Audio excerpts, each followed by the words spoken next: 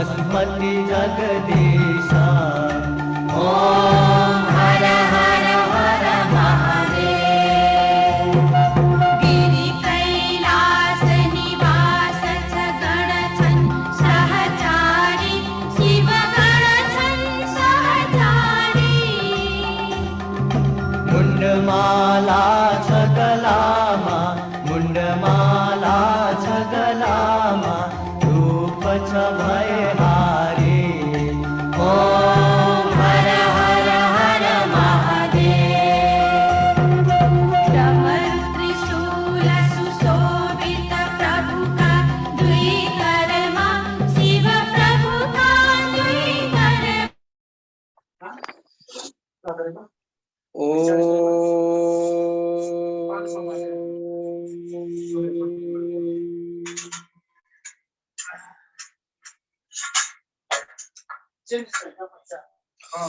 वक्रतुंड महाकाय सूर्यकोटि समप्रभा निर्विघ्नं कुरु मे देव सर्वकार्येषु सर्वदा।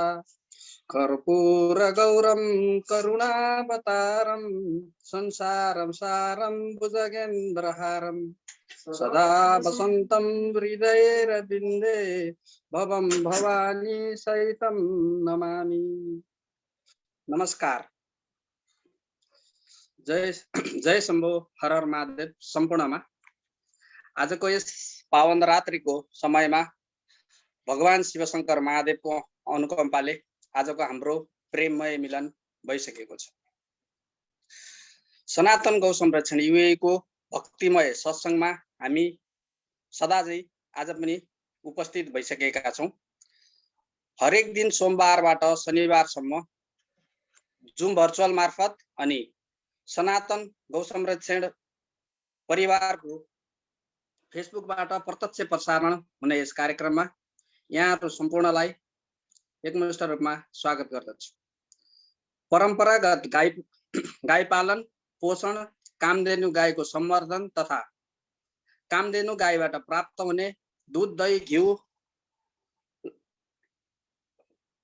गौत अनि गोबर लगायत पञ्चगव्यका आध्यात्मिक तथा वैज्ञानिक महत्त्वको बारेमा जनचेतना जगाउने हाम्रो मुख्य उद्देश्य रहेको छ। त्यसैगरी देश विदेशमा जहाँ रहे पनि धर्म, संस्कार र संस्कृतिको जगेर्ना हुनुपर्दछ। धर्म रहे मात्र हामी रहन्छौं र धर्मको बाटो अँगाल्दै सत्संगहरूलाई अँगाल्दै अध्यात्ममा प्रवेश गर्नु र गराउनु हाम्रो मूल मर्म रहेको छ। जुम मार्फत र फेसबुक लाइभ मार्फत हामीलाई हेरिरहनु भएका सम्पूर्ण दिव्य आत्माहरूलाई, सत्संग अनुरागीहरूलाई म सागर दाल एवं सनातन गौ संरक्षण परिवारको तर्फबाट यथोचित नमन एवं हृदयबाट नै यहाँहरूलाई स्वागत गर्दछु। यहाँहरूलाई अवगत छ हामी अहिले श्रावण महिनाको पावन अवसरमा श्रद्धेय गुरुदेव पण्डित नारायण प्रसाद पौडेल र मनिष पराजुली ज्यूको मुखार बिन्दुबाट श्री शिव महापुराण महिमा श्रवण गरिरहेका छौं र हाम्रा गुरुहरू पनि उपस्थित भइसक्नु भएको छ। गुरुदेवहरूलाई हार्दिक नमन एवं स्वागत गर्दछु। त्यसैगरी परदेशमा रहेर पनि विभिन्न संघ संस्थाहरूमा आबद्ध रहँदै आफ्नो सनातन धर्म, संस्कार, संस्कृतिलाई सधैँ जगेर्ना गर्नको लागि तल्लीन रहने अत्यन्तै महान धार्मिक व्यक्तित्व हुनुहुन्छ। हामीसँग रमेश नेउपानेज्यू हामीसँग आज जोडिनु भएको छ। यहाँलाई चाहिँ अतिथिको आसन ग्रहण गरिदिनु हुनको लागि हार्दिक अनुरोध गर्दछु।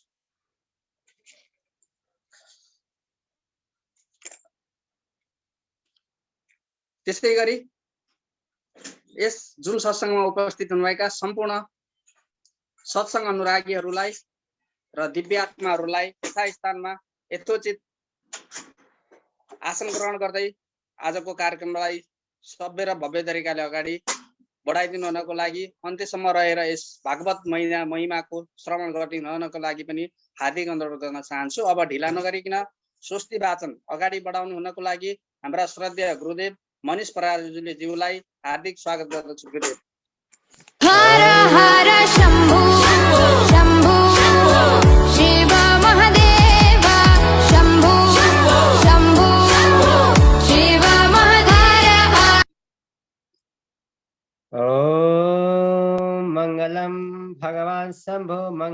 वृषभध्वज मङ्गलं पार्वतीनाथो मङ्गलाय तनो हरिः हरिः ॐ स्वस्ति न इन्द्रो वृद्धस्रवाः स्वस्ति नः पूषा विश्ववेदाः स्वस्ति नस्तार्क्ष्यो अरिष्टानेमिः स्वस्ति नो बृहस्पतिर्ददातु भद्रं कर्णेभिः शृणुयाम देवा भद्रं पश्येमाक्षभिर्यजत्राः स्थिरैरङ्गैतिष्ठुवागुंसस्तनो बिभ्यसेमहि वैतं जदायुः द्यौः शान्तिरन्तरिक्षगो शान्तिः पृथिवी शान्तिरापः शान्तिरोषधयः शान्तिः वनस्पतयः शान्तिर्विश्वे देवाः शान्ति ब्रह्म शान्तिः सर्वगुण शान्तिः शान्तिरेव शान्तिः सामा शान्तिरेधि यतो यतः समीहसे ततो न भवयं कुरु शन्नः कुरु प्रजाभ्यो भयन्नः पशुभ्यः ॐ शान्तिः शान्तिः शान्तिः सुशान्तिर्भवतु। हार्दिक धन्यवाद गुरुदेव यहाँलाई। अब हामी पुष्पाञ्जलीतिर अगाडि बढिरहेका छौँ। सम्पूर्ण भक्त सज्जनहरूलाई नमस्कार गरेर सकेसम्म यथासम्भव क्यामेरा अन गरेर पुष्पाञ्जलीको लागि चाहिँ अगाडि बढिदिनु होला र म पुष्पाञ्जलीको लागि श्रद्धेय गुरुदेव नारायण प्रसाद पौडेल गुरुदेवलाई हार्दिक स्वागत गर्दछु।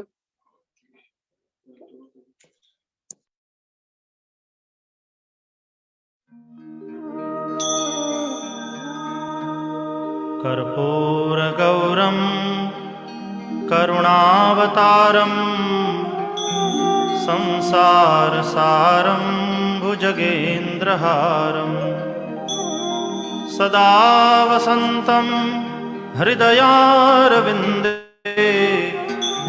भवं भवानी सहितं नमामि।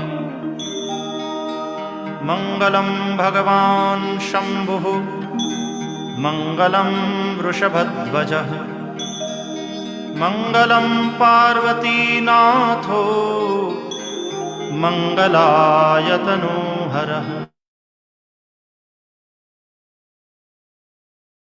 हुनुहुन्छ गुरु म्युटमा हुनुहुन्छ गुरुदेव म्युटमा गुरु म्युटमा हुनुहुन्छ तपाई।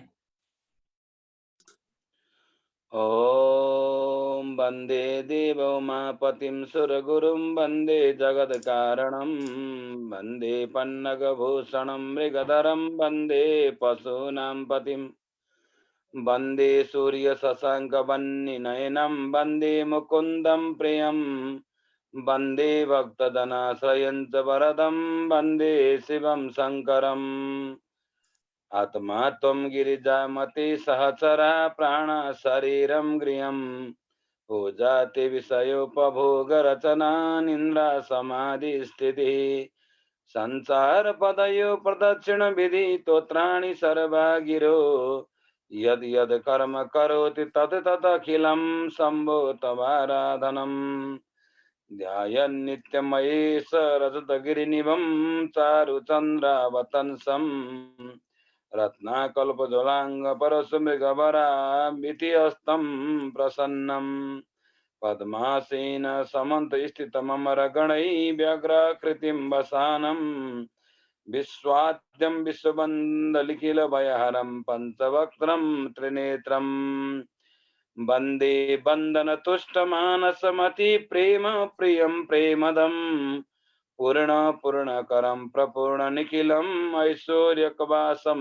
शिवम् सत्यं सत्यमयं त्रिसत्य विभवं सत्यं प्रियं सत्यदम् विष्णु ब्रह्मानुतं स्वकीय कृपयोपातकृति शङ्करम् वन्दे महानन्दमनन्तमीलीलं महेश्वरं सर्वविभुमहन्तम् गौरी प्रियं कृतिक विघ्नराजं समुद्भवं शङ्करादिदेवं यो धत्ते निजमायैव भुवनाकारं विकारोजितो यस्याहु करुणाकटाक्ष विभवौ स्वर्गापवर्गाविदौ प्रत्यगबोध सुखादयं हृदि सदा पश्यन्ति यं योगिनः तस्मै शैलसुता चितार्गवपुषे श्वासन्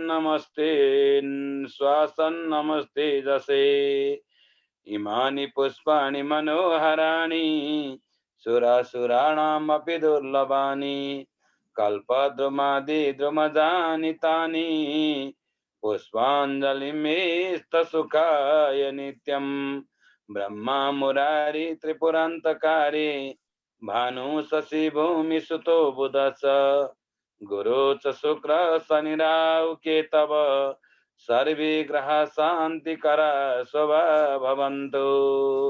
ओम ध्यान मंत्र पुष्पांजलि समर्पयामि। पुराण पुरुषोत्तमाय नमो नमः। सर्वेभ्यो देवेभ्यो नमो नमः। एतत् स्थापित पूजित सकल देवी देवताभ्यो नमः। श्री राष्ट्रदेव पशुपतिनाथाय नमो नमः।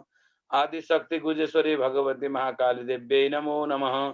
सिद्धेश्वराय नमः। निखिलेश्वराय नमः। अर्घवतेश्वराय नमः। रुद्रेश्वराय नमो नमः। आदित्यादि समस्त चतुष्षष्टि ज्योतिर्लिंगेश्वराय नमो नमः।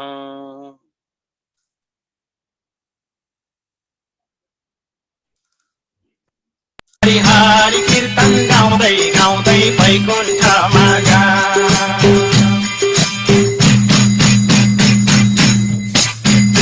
जय जय दुर्गा माता कीर्तन गाउँछौ अब त। हजुर धन्यवाद गुरुदेव यहाँलाई पुष्पाञ्जलीको लागि।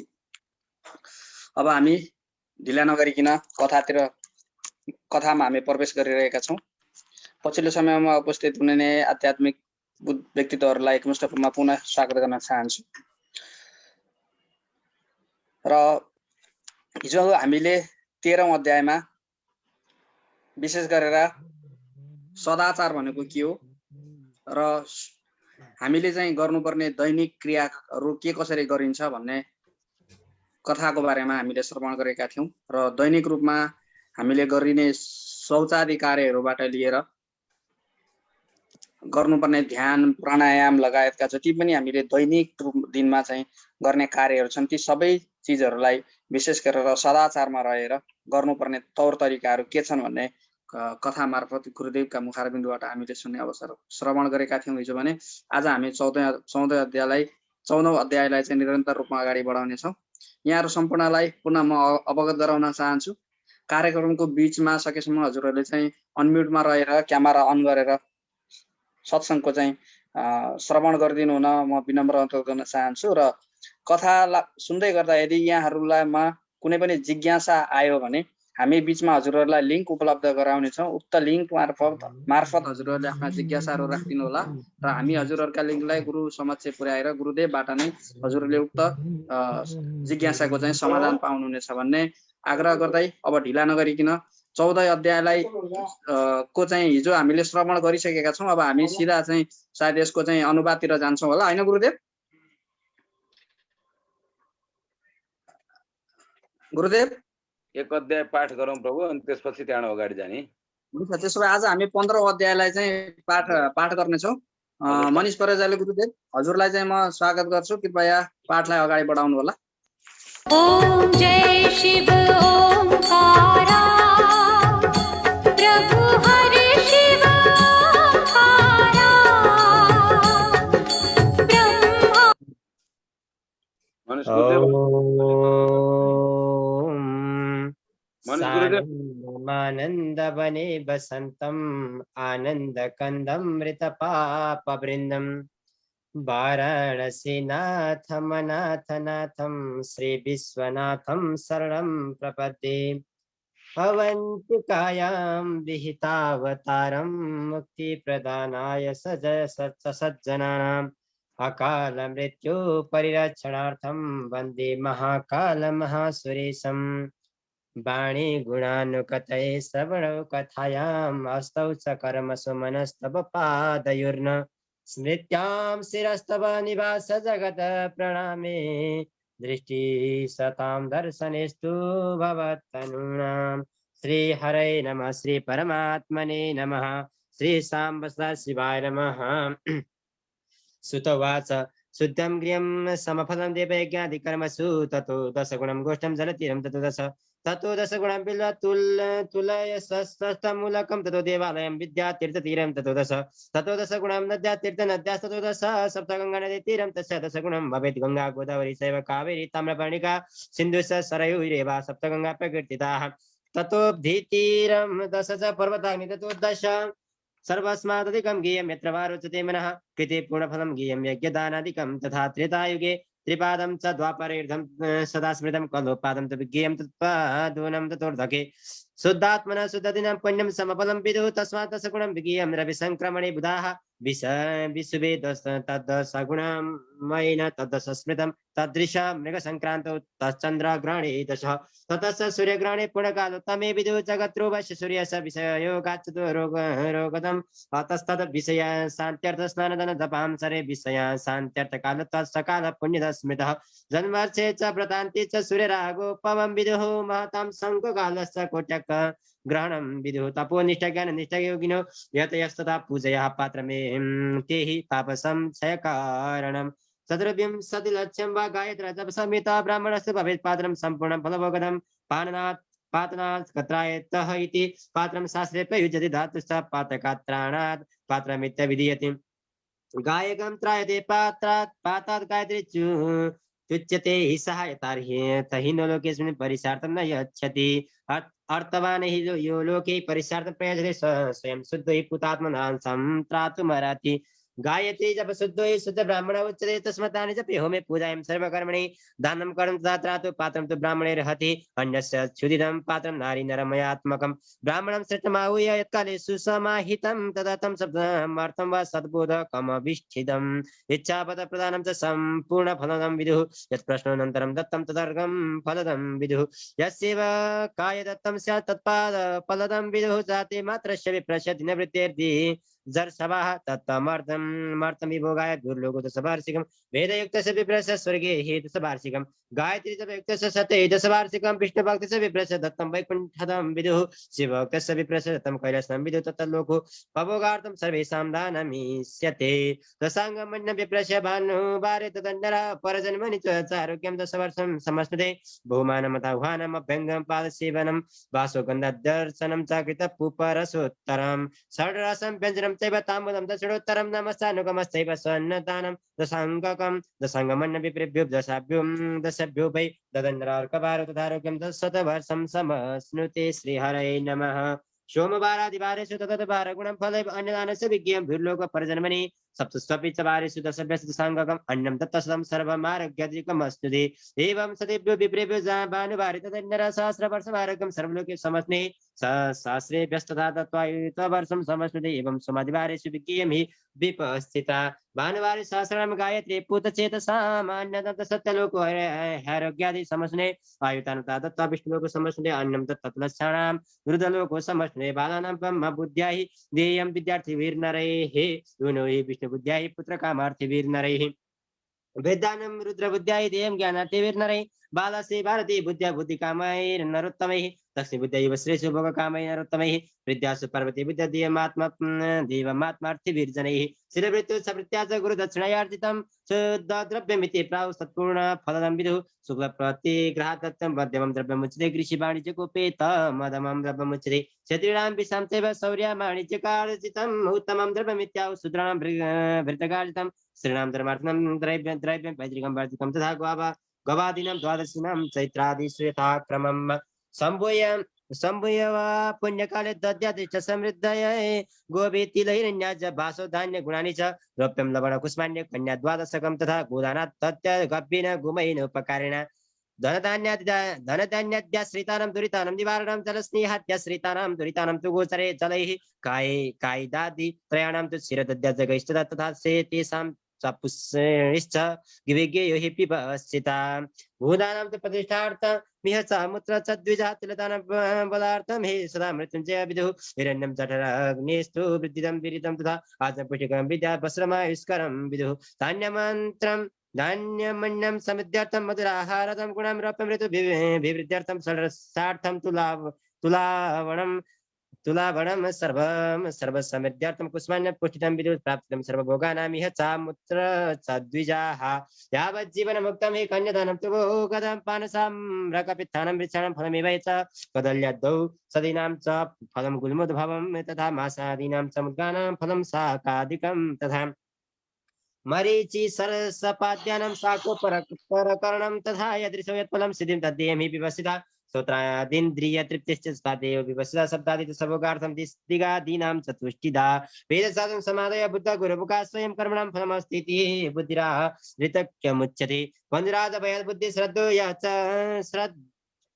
श्रद्धा यसा च कनीयसी सर्वभावेतरे द्रष्टु भाषा वा कर्मणा यजेत भाषिकं यजनं विधं मन्त्रस्तोत्र जपादिकं तीर्थयात्रा प्रतात्यं हि कायिकं यजनं विदुः येन किमपि भायेन ह्यल्पं वा यदि वा बहु देवतार्पण बुद्ध्या च कृतं भोगाय कल्पते तपश्चर्या दानं च कर्तव्यम् उभयं सदा पतिश्रेयं प्रदातव्यं सवर्णगुणशोभितं देवानां तृप्तयेत्यर्थं सर्वभोगप्रदं बुधैया मुत्रात्तमं धर्म सदा भोगं लभेद बुधै ईश्वरार्पणबुद्ध्या हि कृतमुच्च फलं लभेत् य इमं पठितेऽध्यायं यः शृणोति सदा न तस्य वै धर्मबुद्धस्य ज्ञानसिद्धिः प्रजायते तस्य वै धर्मबुद्धस्य ज्ञानसिद्धिः प्रजायते जय जय श्री शिवमहापुराणे प्रथमायां विद्येश्वर संहितायां दिव्यज्ञादिषु कालपात्रादिवर्णं नाम पंचदशोऽध्याय श्री शाम्ब सदा शिवार्पणमस्तु। हे परमेश्वर हे परमात्मा हे जगतका पिता आज फेरि मनको दुःख पोख्छु हजुरसित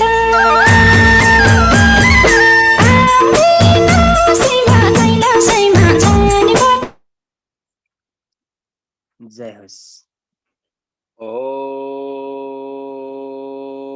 सर्वे सदा समसन्तु सर्वे भवन्तु सुखिनः सर्वे सन्तु निरामया सर्वे भद्राणि पश्यन्तु मा कश्चित् दुःखभाग् जनः गुरुर्ब्रह्मा गुरुर्विष्णुः गुरुर्देव महेश्वर गुरुर्साक्षात् परं ब्रह्म तस्मै श्री गुरवे नमः। अखण्डमण्डलाकारं व्याप्तं येन चराचरं तत्पदं दर्शितं येन तस्मै श्री गुरवे नमः।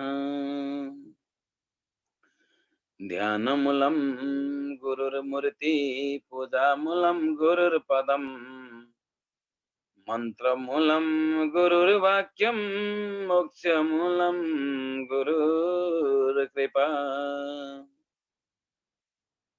सच्चिदानंद भक्तवांछा कल्पतरु तनिंदित विनिंदित कारण कारण करुणा वरुणालयः कैलासवासी त्रिशूलधारी भगवान श्री शंकर सद्गुरुदेव को चरणारविंदमा नमन नमस्कार अर्पण गर्दै आदिशक्ति पराम्बिका भगवती नवदुर्गा देवी को चरणारविंदमा नमन नमस्कार गर्दै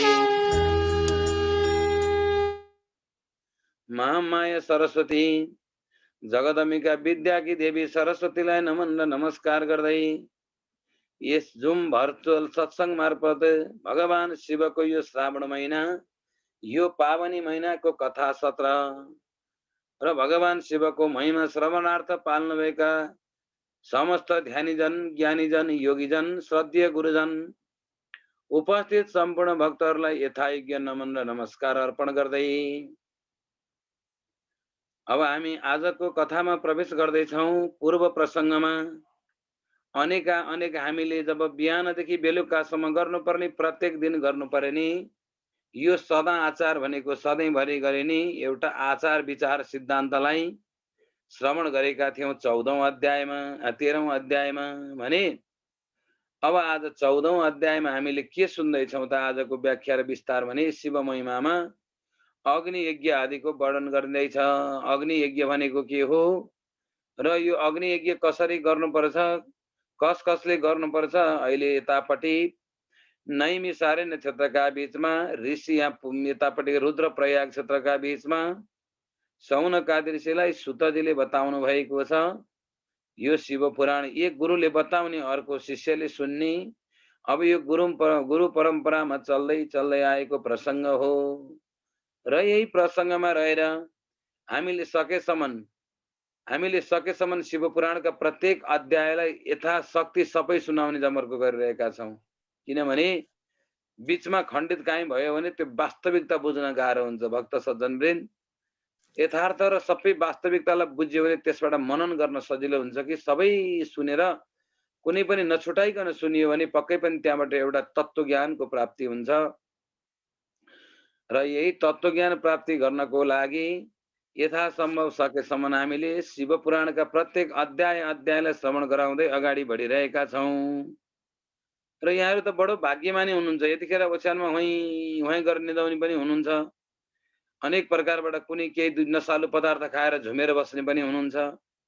अनेक प्रकारबाट रोगले हँ गरेर पीडाले छटपटिएर चाहिँ सुतिरहने बेडमा पल्टेर सुतिरहने पनि हुनुहुन्छ भने हामी त यस्तो परमात्मा भगवानको दिव्य मास यो श्रावण महिना यतिखेर भगवान शिवजीका चरित्र सुन्न पाउन हामी भन्दा भाग्यमानी को हुन्छ र? खोइ भगवानले बडो हामीलाई त पूर्वार्धको कर्म नै भन्नुपर्छ यो सत्संग श्रवण गर्ने अवसर दिनुभयो। र यस्तो महान अवसरका बीचमा उपस्थित हुनुभएका सबै सत्संग अनुरागीहरूलाई पुनः एकपटक प्रणाम गर्दै आजको विषयमा प्रवेश गर्न चाहन्छु। अब यहाँ सौनकादि ऋषिहरू प्रश्न गर्नुहुन्छ। कस्तो प्रश्न गर्नुहुन्छ भने अग्नि यज्ञ देव यज्ञ ब्रह्म यज्ञ तथैव च गुरु पूजा ब्रह्म तृप्ति क्रमेण ब्रह्म प्रभो। हे भगवान, हे गुरुदेव, सुतजी गुरुदेव, हामीलाई अब यो हजुरले हामीलाई अग्नि पूजा देव यज्ञ ब्रह्म यज्ञ त्यसपछि गएर गुरु पूजाको क्रमैले परिचय दिएर ब्रह्म तृप्तिको विषयमा पनि बताइदिनुहोस् भन्नुभयो। गुरु पूजा ब्रह्म तृप्ति क्रमेण ब्रह्म प्रभु। भगवान, हामीलाई जसरी हुन्छ हजुरले यो क्रमैसित परिचय दिएर मनलाई शान्ति गराइदिनुहोस् र हाम्रो सन्देहलाई निवारण गरिदिनुहोस्।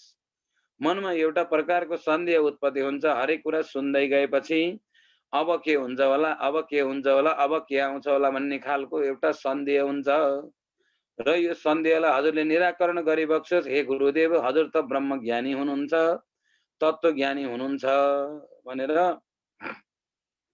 सौनकादि ऋषिहरूले प्रश्न गर्नुभयो। अब यतापट्टि परम तेजस्वी अत्यन्तै शास्त्र ज्ञाता वेदका यता उपासक रोमहर्षणका प्रत्येक रोमलाई पुलकित पार्नेवाला अहिले सुतजी आज्ञा गर्नुहुन्छ। अग्नौ ज्योति द्रव्यम अग्नि यज्ञ सौच्यते ब्रह्मचर्य श्रम स्थानम समिदानमेव हि।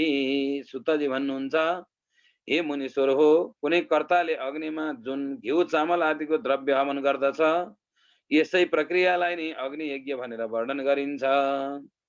ब्रह्मचर्य आश्रममा रहेका ब्रह्मचारीहरूका लागि अग्निमा समिदाको आदान गर्नु नै अग्नि यज्ञ हो।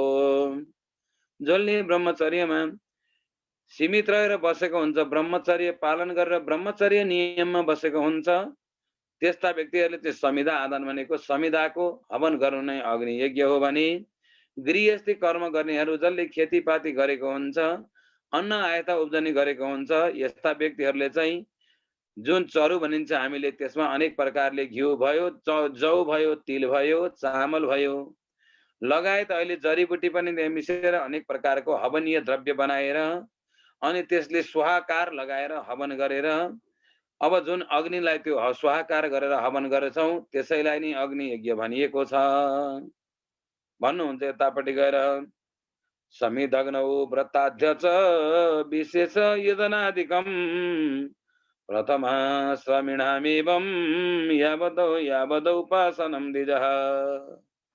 सौनक ऋषि आदि गरेका सम्पूर्ण ऋषिहरूलाई सुतजी भन्नुहुन्छ, ब्रह्मचर्य आश्रममा निवास गर्ने ब्राह्मणहरूले दिव्ज भनेको ब्राह्मण मैले हिजै भनी कर्मद्वारा र माताको गर्भबाट पहिलो जन्म अनि त्यसपछि गएर कर्मद्वारा पुनर्जन्म भएपछि त्यस्तालाई दिव्ज भनिन्छ भनेर हामीले अस्तिको कथामा श्रवण गरेका थियौँ। कति याद गर्नु भएको छ यहाँहरूले? र यस्ता दिजहरूको जबसम्म विवाह हुँदैन तबसम्म तिनीहरूले औपासन अग्निको प्रतिष्ठा गरेका हुँदैनन्। तबसम्म तिनीहरूका निमित्त अग्निमा संविधाको आहुति दिनु, व्रत आदिको पालन गर्नु र विशेष यजन मात्रै कर्तव्य हुन्छन्। तिनका लागि यिनी कर्म नै अग्नि यज्ञ हुन्। जसले विवाह गरेको हुँदैन, आश्रममा बसेर अनि यो संविधा आदान गरेका हुन्छन्, यिनीहरूको लागि अग्नि यज्ञ भनेकै यही कर्म हो भन्नुहुन्छ। हे दिज हो, जसले ब्रह्म अग्निलाई विसर्जन गरी आफ्नो आत्मामा नै अग्निको आरोप गरेका छन्, त्यस्ता वानप्रस्थी वा सन्यासीका लागि हितकर परिमित पवित्र भोजन ग्रहण गर्नु नै अग्नि यज्ञ हो। कसलाई भन्दाखेरि जसले चाहिँ अब यहाँ के बताउनुहुन्छ सौनकादि ऋषिहरूलाई भने, हे दिज हो, जसले अग्निलाई विसर्जन गरेर आफ्नो आत्मामा नै अग्निको आरोप गरेका छन्, अर्थात् आत्मालाई नै अग्नि स्वरूप मानेका छन्, त्यस्ता सन्यासीहरूलाई चाहिँ पवित्र भोजन गर्नु नै अग्नि यज्ञ हो। पवित्र भोजन ग्रहण गरेर हिँड्नु नै अग्नि यज्ञ हो भन्नुभयो यहाँनिर गएर। अनि के भन्नुहुन्छ भन्दाखेरि अग्नि आत्ममरण्यायम राजदैव वसात् ध्रुवम अग्नि त्याग भयादुक्तम समारोपित उच्यते भन्नुहुन्छ। यहाँ के भने राज्य विप्लवमा दुवैका कारण अग्नि त्यागको भय उपस्थित भएर अग्निलाई जब आफै आत्मामा अथवा अरणीमा स्थापित गरिन्छ तब त्यस अग्निलाई समारोपित अग्नि भनिन्छ। हे ब्राह्मण हो भन्नुहुन्छ, अग्नि यज्ञो अयम प्रोक्तो दिवा सूर्य निवेशनात् इन्द्रादीन सकलान् देवान् नुदिश्य आग्न जुहोति यदि। हे ब्राह्मण हो, साँझमा दिने आहुति अग्निका लागि हो र प्रातःकालमा दिने आहुति सूर्यका निमित्त हो। हामीले बुझ्नु के छ भने साँझमा गरिने आहुति चाहिँ त्यो के भन्नुहुन्छ अग्निका लागि हो र प्रातःकालमा गरिने आहुति चाहिँ त्यो चाहिँ के हो भन्दा सूर्यका लागि हो भनेर सूर्यका निमित्त हो। अनि अग्निलाई प्रदान गरिएको आहुतिले सम्पत्ति प्रदान गर्दछन्। अग्निलाई दिएको आहुतिबाट सम्पूर्ण भक्तले सम्पूर्ण कर्ताले अनेक प्रकारको सम्पत्ति प्राप्त गर्दछन् भन्नुहुन्छ। यतापट्टि गएर भने यतापट्टि गएर सम्पत्ति प्राप्त गर्दछन्, अग्निमा दिएको चाहिँ आहुतिले सम्पत्ति प्राप्त गर्दछन्। अग्नि यज्ञो हय प्रोक्तो दिवा सूर्य निवेशनात् इन्द्रादीन सकलान् देवान् नुदिश्य आग्न जुहोति यत्। देव यज्ञ हितं विद्यात् स्थाली पाकादिकान् क्रतुन् चौलादिकं तथा ज्ञेयं लौकिकाग्न प्रतिष्ठितम् भन्नुभयो। अनि यस्ता प्रकारबाट यो सूर्यमा दिएको आहुति के हुन्छ अरे भने आयुषकारक हुन्छ। आयुषकारक भनेको सम्पत्तिका साथसाथमा आयुको पनि वृद्धि गर्नेवाला हुन्छ, आयुषकारक हुन्छ। यी दुवै कर्म अग्नि यज्ञ हुन्।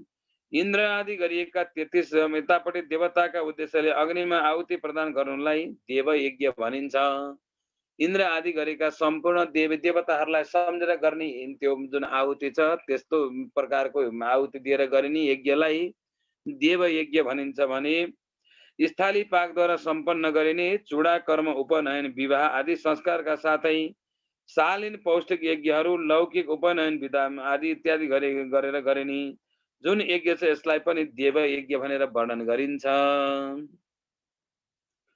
ब्रह्म यज्ञ दिज कुर्यात् देवानां तृप्यते सकृत ब्रह्म यज्ञ इति प्रोक्त वेदस्य अध्ययनं भवेत् नित्यानन्तरमासायं तदस्तु न विधीयते अग्नौ देवयजनं शृणत् श्रद्धया धरात् भन्नुहुन्छ। सबै देवताहरूको समर्पणका निमित्त पहिलो कुरा त ब्राह्मणहरूले यज्ञ गर्नु जरुरी छ। ब्राह्मणहरू नै यज्ञ गर्नको लागि भगवानले जब भन्नुभएको छ कि ब्राह्मणहरूले नै यज्ञ गरोस्, त्यो भएर ब्राह्मणको काम के छ भन्दा दान लिनु, यतापट्टि दान लिनु, दिनु, पढ्नु, पढाउनु र यज्ञ गर्नु गराउनु 6वटा कर्म अनि ब्राह्मणहरूले गर्नुपर्छ। र यिनीहरूको वृत्ति पनि त्यही हो। शुद्ध ब्राह्मणले वृत्ति नै यज्ञ गर्दै गर्दै हिँड्नुपर्छ। समाजमा अनेक प्रकारका जब यज्ञ इत्यादि कर्म गरेर सम्पूर्ण धार्मिक व्यक्तिहरूलाई चेतना जागृत गराउनु पर्छ। तर आजको समयमा यो नभएर ब्राह्मणहरू अनेक ठाउँमा त्यहाँ के छ भने द्रव्य पाइयो भने अथवा भने जति रुपियाँ पैसा पाइयो भने यज्ञ गर्न तयार हुनुहुन्छ, भने जति पाइएन भने कहाँ जानु भ्याएको छैन, फुर्सद छैन भनेर टार्दिनुहुन्छ। एउटा ब्राह्मणले सच्चा तवरबाट जब आफ्नो कर्म गर्ने हो भने कर्मेष्ठ यज्ञ गर्नु परेछ। जस्तो यजमानले त्यहाँ अर्पण गर्नुहुन्छ त्यही कुराहरू आफूले स्वीकार गर्नुपर्छ।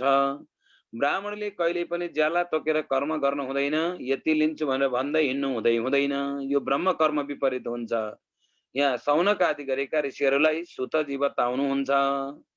र यसरी नित्य कर्म सम्पन्न गरेपछि सायङ्कालसम्म पनि ब्रह्म यज्ञ गर्न सकिन्छ। त्यसपछि रातको समयमा भने ब्रह्म यज्ञ गर्ने विधान कहीँ कतै पनि छैन। रातको समयमा ब्रह्म यज्ञ चाहिँ गर्नै मिल्दैन।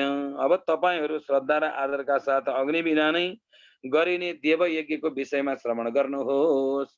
आदि श्रेष्ठ महादेव सर्वज्ञ करुणाकर सर्वलोकोपकारार्थम वारान कल्पितवान प्रभो संसार वैद्य सर्वज्ञ सर्वभेखजम आधावारोग्यदम वारम सोबारम कृतवान प्रभो। अब सुतजी भन्नुहुन्छ हे सौनक आदि ऋषि प्रणाली हो। यहाँ आदि श्रेष्ठ महादेव भनेर संस्कृतमा भनेको छ। यसलाई भन्न खोजेको के हो भने सृष्टिको शुभारम्भमा सर्वज्ञ करुणानिधि सर्वसमर्थ देवादिदेव भगवान महादेव मात्रै हुनुहुन्थ्यो। भगवान महादेवले सबै लोकहरूको कल्याणका निम्ति सूर्यादि बारहरूको कल्पना गर्नुभयो। संसार वैद्य सर्वज्ञम सर्वभेखजम भन्न खोजेको के हो भने संसार एउटा रोग हो। यो कुरा बुझिबक्सेला। संसार यस्तो रोग हो कि कहिले निको नहुने रोग हो संसार भनेको। र यही रोगको निवारण गर्ने एकमात्र वैद्य भनेको को हुनुहुन्छ भन्दा भगवान एकमात्र साम्य सदा शिवजी हुनुहुन्छ।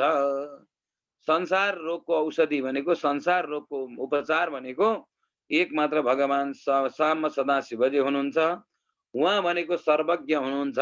कस्तो सर्वज्ञ भनेको के हो भने हरेक ठाउँमा भगवानको निवास छ। सर्वज्ञ भनेको हरेक ठाउँमा छ। सर्वज्ञ सर्वभेखजम उहाँ पूर्ण रूपमा सर्वज्ञ हुनुहुन्छ, पूर्ण रूपमा ज्ञाता हुनुहुन्छ। उहाँ संसारमा जति पनि औषधि छन् तिनलाई प्राणवान र अमोद तुल्याउने परम औषधि हुनुहुन्छ। संसारमा जति पनि वनस्पतीय औषधिहरू छन् आज यसलाई पनि अनेक प्रकारबाट परम औषधि बनाउनको लागि अमोद तुल्याउनको लागि उहाँ चाहिँ के हुनुहुन्छ परम औषधि हुनुहुन्छ। त्यसैले उहाँले सर्वप्रथम सबैलाई आरोग्य दिने अर्थात् स्वास्थ्य प्रदान गर्ने आदित्यबारको कल्पना गर्नुभयो। आदित्यबार भनेको आइतबार हो। विचार गरिबक्स्योस्। आइतबारलाई आदित्यबार भनिन्छ। त्यसपछि भगवान शिवले आफ्नो अनादि यतापट्टि गएर सङ्गिनी भगवती पार्वतीको अत्यन्त प्रिय बारे अहिले दैवी सम्पत्ति प्राप्त गर्ने जुन बार छ त्यसलाई भनिन्छ सोमबार। अनि सोमबारको रचना गर्नुभयो। अब यहाँ अघि नै भन्नुभयो सृष्टिको शुभारम्भमा भनेर। सृष्टिको शुभारम्भमा यसरी भगवानले विभिन्न प्रकारको बारहरूको रचना गर्नुभयो। भन्नुहुन्छ आलस्य दुरित क्रान्त्यै बार कल्पितवान प्रभु रक्षकस्य तथा विष्णु लोकानां हितकामिया। त्यसपछि सर्वप्रथम भगवान शिवले आलस्य र पापलाई निवारण गर्ने र सम्पूर्ण लोकको हित गर्ने उद्देश्यले संसारको पालन र गर्ने उद्देश्यले शक्तिका स्वामी भगवान विष्णुको प्यारो जब यतापट्टि गएर बुधबारको रचना गर्नुभयो, परिकल्पना गर्नुभयो। अझ यहाँ एउटा चाहिँ के भन्नुहुन्छ भन्दाखेरि यसको बीचमा गएर के भन्नु भने सम्पत्ति कर सोमायाम बारम च कृतवास्तत जननी दुर्गति क्रान्ति कुमारस्य तत परम भन्नुहुन्छ। भगवान शिवले चाहिँ अब यस्ता प्रकारबाट शिशुहरूको रक्षाको लागि अनेक प्रकारबाट जब जन्मकालमा दुर्गतिग्रस्त हर प्रकारको जब रोगले ग्रस्त भएका शिशुहरूको रक्षाको लागि यहाँ गएर कुमारको प्यारो बार अहिले गणेशको प्यारो बार मंगलबारको रचना गरिदिनु भयो। अनि त्यसपछि भगवान विष्णुको प्यारो बार अहिले बुधबार रचना गरिदिनु भयो। अनि त्रिलोकको समृद्धि र विकासको लागि पुण्य पापको परिकल्पना गरेपछि तिनका कर्ता अनि इन्द्र र यमको बार अहिले बृहस्पतिबार जब सृष्टि गरिदिनु भयो। बृहस्पतिबारमा गरिएका हरेक प्रकारका कर्म सिद्धि हुनेछन्। त्यसपछि इन्द्रको बार भनेर शुक्रबारलाई सृष्टि गर्नुभयो। अनि त्यसपछि गएर शुक्रबार पछि गएर प्रारम्भमा ज्योति चक्रमा प्रतिष्ठित आफ्नै स्वरूपको प्राणीहरूका निमित्त सुख दुःखका सूचक शिव माया दुर्गा स्कन्द विष्णु ब्रह्मा इन्द्र यमलाई क्रमशः आइतबार, सोमबार, मङ्गलबार, बुधबार, बिहिबार, शुक्रबार राखिदिनु भयो भने शनिबारका स्वामीका रूपमा भगवान महादेवले कल्पना गर्नुभयो कि उत्तम फल प्राप्तिका लागि अब यतापट्टि गएर तिनै देवताको पूजा गर्दा मनुष्यले ती फल प्राप्त गर्दछन् भनेर यस्ता प्रकारले बारहरूको रचना गरिदिनु भयो। अब यहाँ शनिबार चाहिँ के को भनेर प्रश्न गर्नुहुन्छ होला यहाँहरूले। शनिबार भनेको अनेक नवग्रहहरूको बार भनेर परिकल्पना गरिदिनु भयो र यस्ता प्रकारबाट बारे सान कल्प इत्यादौ ज्योति चक्रे प्रतिष्ठितान् स्वसो बारे तेषां तु पूजा स्वसो फल प्रदा भन्नुहुन्छ। सरी प्रभु, सूर्यबाट आरोग्य प्राप्तिको लागि सूर्यबार भनेर आरोग्य प्राप्ति हुन्छ। ग्रहहरूको पनि यतापट्टि गएर विभाजन गरिदिनु भयो।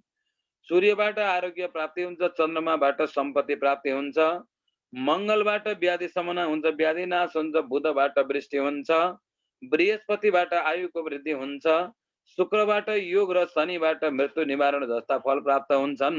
यो कुरालाई बुझिबक्सेला। भन्नुभयो के भने अब यहाँ आरोग्यम सम्पदा चैवम व्याधिनाम शान्तिरेव च पुष्टि आयुर तथा भोगम मृत्यु हानि यथाक्रमम भन्नुहुन्छ। यहाँ के भन्नुहुन्छ भन्दा सूर्यबाट आरोग्य, चन्द्रमाबाट सम्पत्ति, मङ्गलबाट व्याधि शमन भनेको व्याधि नाश हुन्छ भने, बुधबाट पुष्टि हुन्छ, बृहस्पतिबाट आयुको वृद्धि हुन्छ, शुक्रबाट योग र शनिबाट के हुन्छ भने मृत्यु निवारण जस्ता फल प्राप्ति हुन्छ। हे सौनक ऋषिहरू हो, मैले हजुरहरूलाई यो बारबाट आउने अथवा बार अनुसारको ग्रहबाट आउने विभिन्न प्रकारका दोष निवारणका उपाय बताइदिए। अब त्यसपछि गएर सुन्नु, देवताहरूको प्रसन्नताका लागि पूजाका 5 वटा पद्धति तयार गरेका छन्। तीमध्ये ती देवताहरूको मन्त्रहरूको जप गर्नु पहिलो पद्धति हो। जुन पद्धति तयार गरिएको छ त्यही पद्धति अनुसार मन्त्र जप गर्नु चाहिँ देवताहरूको पूजा सिद्ध गर्ने पद्धति हो। देवताहरूका निमित्त दान गर्नु दोस्रो भन्नुहुन्छ, यतापट्टि गएर दान होम गर्नु दोस्रो पद्धति हो।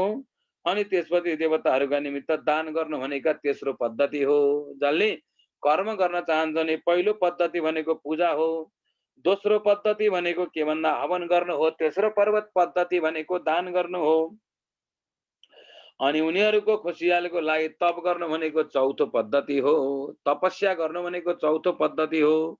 र कुनै वेदी प्रतिमामा अग्नि अथवा ब्राह्मण अब यतापट्टि गएर ब्राह्मणको शरीरमा आराध्य देवताको भावना गरेर 16 थरी उपचारद्वारा आराधना गर्नु भनेको 5औं पद्धति हो भनेर यसरी चाहिँ 5 पद्धति मध्ये भन्नुहुन्छ। आदित्य पूजयित्वा तु ब्राह्मणान् भोजये तत दिनम मास तथा वर्षम वर्षत्रयमथापि वा।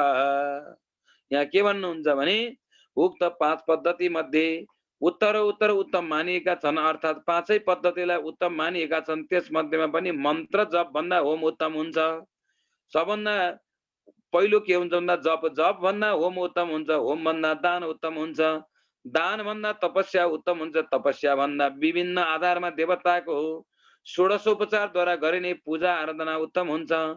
आँखाको रोग र शिरको रोग र कुष्ठ रोगको शान्तिको लागि सूर्यको पूजा गर्नु, सूर्यको पूजा गरिसकेपछि ब्राह्मण भोजन गराउनु भन्नुहुन्छ। प्रारब्ध प्रवरणम शेषम अन्यते रोग जरादिकम जयाद्यमिष्ट देवस्यम बारादिनाम फलम विदु भन्नुभयो। यहाँ आदित्यम पूजयित्वा तु ब्राह्मणान् भोजये तत दिनम मासम तथा वर्षत्रयमथापि वा भन्नुभयो के भने आँखाको रोग हुनेहरूले अहिले के गर्नु भन्दाखेरि आँखाको रोग हुनेहरूले, अनि त्यसपछि शिरको रोग हुनेहरूले, कुष्ठ रोग भनेको शरीरमा दागहरू हुनेहरूले सूर्यको पूजा गरी ब्राह्मण भोजन गराउनु। यसरी 1 दिन, 1 महिना, 1 वर्ष वा 3 वर्ष पूजा गर्नु। उक्त किसिमको आराधनाबाट प्रारब्ध बलियो हुँदै गएमा ज्वरो आदि गरेका, कुष्ठ रोग आदि गरेका निको हुँदै जान्छन्। जब तप र होम गर्दा तिथि बारका इष्ट देवताले बार अनुसार फल प्रदान गर्दछन्। त्यसकारण हाम्रो संस्कारमा विभिन्न प्रक्रियाले वेदले प्रमाण गरेका वैदिक अनुष्ठानहरू गरिँदै आएका छन्। यही कारणबाट अहिले पनि ग्रह शान्ति गर्दा रोग निको हुन्छ भन्ने मान्यता रहेको छ। मन्त्रद्वारा यजन गरिएर शुद्ध पवित्र भावले गरिएको यज्ञ आदिबाट अहिले पनि सम्पूर्ण फल प्राप्त भइरहेको छ भन्नुहुन्छ। त्यस प्रकारबाट सूर्यबारमा सूर्य र अन्य देवता र ब्राह्मणका लागि विशिष्ट वस्तु अर्पण गर्नु पर्दछ। यस वस्तु समर्पणबाट विशिष्ट फल प्राप्त हुन्छ। विशेषतः यस कर्मबाट पाप शान्ति हुन्छ। कल्यादिन भौम बारे तुयजत रोग प्रशान्तै मास मृदाङ्क काम मास मुदा ढकान्यनम ब्राह्मणा चैव भोजयत भन्नुभयो। सम्पत्ति प्राप्त गर्ने जनले सम्पत्ति प्राप्त गर्ने भक्तजनले के गर्नु रे भने सोमबारको दिनमा लक्ष्मीको पूजा गर्नु, सपत्नीक सहितको ब्राह्मणलाई अनेक प्रकारले घृत मिश्रित अन्नको भोजन गराउनु भनेको सम्पत्ति चाहना गर्ने व्यक्तिले सोमबारको दिनमा लक्ष्मीलाई सम्झेर पूजा गर्नु र सपत्नीको भनेको पत्नी सहित भएका दिव्ज दम्पतिको पूजा गर्नु अनि घिउ मिसिएको अनेक प्रकारको मिठो मिठो भोजन अवैधतापट्टि प्रदान गर्नु। कसरी गर्नु रे भने मुखमा हेरेर थपाउँ कि प्रभु हजुरलाई खुवाउँ कि अझै अलिकति थपाउन भनेर सोधिकन अनि यो घिउ मिश्रित भएको घिउ मिसिएको भोजन गराउनु पर्छ भने के भन्नुहुन्छ भन्दाखेरि सौम्य बारे तथा विष्णु दड्डेन्नम यजत बुध पुत्र मित्र कलत्रादि पुष्टि भवति सर्वदा आयुष काम गुरु बारे देवानम पुष्टि सिद्धै उपभितेन वस्त्रेणम शिराजेन यजत बुध भन्नुभयो। रोग शान्तिका लागि निमित्त मंगलबारका दिनमा भगवती कालीको पूजा गर्नु, देवीहरूको आराधना गर्नु, त्यसपछि मास मोगी रहरको दाल र उत्तम अन्न अर्पण गरी ब्राह्मणको भोजन गराउनु भने बुधबारको दिनमा दही सहित अन्न अर्पण गरी भगवान विष्णुको पूजा गर्नु। यसरी पूजा गर्नाले सधैँ पुत्र पत्नी मित्र आदिको पुष्टि हुन्छ भन्नुभयो। या पुत्र मित्र कलत्रादि पुष्टि भवति सर्वदा भन्नुहुन्छ। हे बाबु हो, यस्तो प्रकारबाट प्रत्येक बार अनुसारको पूजा गर्नु। बुधबारका दिनमा अहिले दही सहित अन्न अर्पण गरी भगवानको पूजा गर्नु भन्नुहुन्छ। यसै गरी आयुको कामना गर्ने मानिसले अहिले सावधानी पूर्वक बिहिबारका दिन जनै वस्त्र दूध घिउ आदि अर्पण गरी विभिन्न देवताको आराधना गर्नु पर्दछ भन्नुभयो। तिल होमेन दानेन तिलाल्नेन च भोजयत इतम यजत विबुधानाम आरोग्यादि फलम लभेत भन्नुहुन्छ। भोगको कामना गर्ने मानिसले एकाग्र भएर शुक्रबारका दिनमा देवताहरूको पूजा गर्नु पर्दछ। त्यस अवसरमा ब्राह्मणहरूको तृप्तिका लागि मधुर आदि 6 किसिमका रस भएका अन्न प्रदान गर्नु पर्दछ। मधुर रस भएका 6 प्रकारका अन्नहरू प्रदान गर्नु पर्दछ भन्नुहुन्छ। अनि त्यसपछि भन्नुहुन्छ फेरि पनि नारीहरूको तृप्तिका लागि उत्तम वस्त्र आदि दान गर्नु पर्दछ। विद्वान मानिसले अर्पमृत्यु आदि दोष नाश गर्ने शनिबारको दिन रुद्र आदि देवताको आराधना गर्नु पर्दछ। शनिबारका दिनमा भगवान रुद्र आदि गरेका देवताहरूको आराधना गर्नुपर्छ। त्यस अवसरमा तिल होम र तिलदान गरी ब्राह्मणलाई पनि तिलान्न भोजन गराउनु पर्छ। तिलबाटै बनेका लड्डुहरू भोजन गराउनु पर्छ। तिलान्न भनेको तिल मिसिएको अन्न मिलाएर भोजन गर्नुपर्छ। जसले यसरी देव पूजन गर्दछ त्यसले आरोग्य फल प्राप्त गर्दछ। आरोग्य भनेको उसलाई कहिले पनि रोगले जब दुःख दिने छैन। शनिबारका दिनमा गरिने यो जुन पूजा छ यस पूजाले कहिले पनि रोगी बनाउने छैन। नवग्रह शान्ति हुनेछन् अनि आरोग्यता प्राप्ति हुनेछ। शरीरमा अक्सिजनको प्रवाह लेभल बढ्नेछ। शनिबारको दिन बिहानै पिपलमा गएर जल चढाउनाले, पिपलको दर्शन गर्नाले, पिपलको फेदमा गएर केही क्षण विश्राम लिनाले अथवा पिपलको बोटलाई परिक्रमा गर्नाले, पिपलमा लगेर धागो बाँधिदिनाले, पञ्चरङको धागो लगेर पिपलमा बाँधिदिनाले, पिपलमा जल चढाउनाले असाध्य आरोग्यता प्राप्ति हुन्छ। त्यही भएर हाम्रा ज्योतिषहरूले पनि शनिबारको दिनमा पिपलमा जल चढाउनु, सोमबारको प्रदोषको व्रत बस्नु अनि मंगलबार गणेशको व्रत बस्नु, 21 वटा दुबो लड्डु चढाउनु यथायुक्त सम्पूर्ण कुरो पूरा होला भनेर यहाँहरूको चिना भाग्य हेर्दा बताउने कारण पनि नै हुन्। यो शिव पुराण भनेको त अथाह ज्ञानले पूर्ण भएको अत्यन्त सिक्नुपर्ने गुरु नै हो। भगवान शिव त साक्षात परम गुरु हुनुहुन्छ। योगको गुरु पनि हुनुहुन्छ, योगीहरूको योग गुरु पनि हुनुहुन्छ, वैद्यहरूको वैदिक गुरु पनि हुनुहुन्छ, वेदको वेदान्त गुरु पनि हुनुहुन्छ। भगवान शंकर भन्दा ठुलो गुरु संसारमा अरू के हुन सक्छ र सौनकादि गरेका ऋषिलाई सुतजीले बताउनुहुन्छ। यस्ता प्रकारबाट आरोग्यताको फल प्राप्त गर्नका लागि शनिबारको गर्नु तद्रूपेण समारेखा सर्वेषाम आरोग्यादि फलप्रद देशकालानुसारेणम यथा पात्र अनुसारतः भन्नुभयो। सूर्यादि बारमा नित्य देवयज्ञ विशेष देवयज्ञ स्नान दान जप होम एवं ब्राह्मण भोजन गराउँदा र तिथि नक्षत्र एवं योगमा ती देवताको पूजा गर्दा पनि ती देवताका रूपमा सर्वज्ञ जगदेश्वर सदाशिवले के भन्नु भने देशकाल पात्र द्रव्य र श्रद्धा अनुसार तारतम्यका क्रमबाट सबै साधकलाई आरोग्य आयु आदि फल प्रदान गर्नुहुन्छ। भगवान शङ्करले जुन जुन बार अनुसारका देवयज्ञ गरिन्छ ती विशेष विशेष यज्ञहरू भए, दान भए, स्नान भए, जप भए, अनि होम भए, ब्राह्मण भोजन भए, तिथि नक्षत्र बार योग आदि गरेका बेलाहरूमा गरेका पूजाहरू भए, सर्वज्ञ जगदीश्वर भगवान शङ्करले नै यी सबैको फल दिने भएको कारणले भगवान शङ्करको महिमा अपरम्पार छ। भगवान शङ्करको महिमा गान गरेर कहिले पनि सकिनेवाला छैन, कहिले पनि जानेर जानिसक्नेवाला छैन। त्यसैले त अविनाशी परम ब्रह्मा परम तत्व भनिएको परम भगवान परमात्मा शङ्कर भोलेनाथ आशुतोष हुनुहुन्छ। शुभा दाव शोभान्ते च जन्मरक्षे सुगृहे गृही आरोग्यादि समृद्ध्यार्थम आदित्यानिम ग्रहण यजेत भन्नुहुन्छ। के भन्न खोजेको भने यो शुभदाव शुभान्ते च जन्मरक्षे सुगृहम गृही भन्नुभयो। यहाँनिर गएर सुतजीले शुभ कार्यको आरम्भमा, अन्त्येष्टि आदि अशुभ कार्यको अन्त्यमा, जन्म नक्षत्रमा उत्तम गृहस्थले आयु आरोग्य आदि फल प्राप्तिका लागि सूर्य आदि नवग्रहको पूजा गर्नुपर्छ। कहिले कहिले शुभ कार्यको आरम्भमा भनेको कुनै पनि शुभ कार्य घरमा आरम्भ गर्न आँटियो, अथवा विवाह गर्ने कुरा भयो, अथवा व्रतबन्ध गर्ने कुरा भयो, अथवा सप्ताह लगाउने कुरा भयो, अथवा शिव पुराण गर्ने कुरा भयो, अथवा कुनै पनि शुभ कार्य, यानी कि हरेक शुभ कार्यका बीचमा अन्त्येष्टि आदि अशुभ कार्यको अन्त्यमा भनेको जब अन्त्येष्टि भनेको मान्छेको मृत्यु भयो, मृत्यु पश्चात दशगात्रादि कर्म सकियो, त्यसपछि यसो विनायक गुरु भानु ब्रह्मा विष्णु महेश्वर प्रणम्य शिरसा देव देव गण गौरी पुत्र विनायकम यादि गरिएका अनेक प्रकारका जब यतापट्टि गएर अन्त्यका अवस्थामा जन्म नक्षत्रमा उत्तम गृहस्थले आयु आरोग्य आदि फल प्राप्तिका लागि सूर्य आदि नवग्रह देवताको पूजा गर्नु पर्दछ। जब शुभ कार्यहरू गर्दाखेरि होस् अथवा अन्तिम कार्य गर्दाखेरि होस् यसरी गर्नु पर्दछ। तस्मादै देवयजनम सर्वाभीष्ट फलप्रदम समन्त्रकम ब्राह्मणानाम अन्यसाम चैव तान्त्रिकम भन्नुभयो। यहाँ देवताको आराधना गर्दा सबै किसिमका अभिष्ट फल प्राप्त हुन्छ।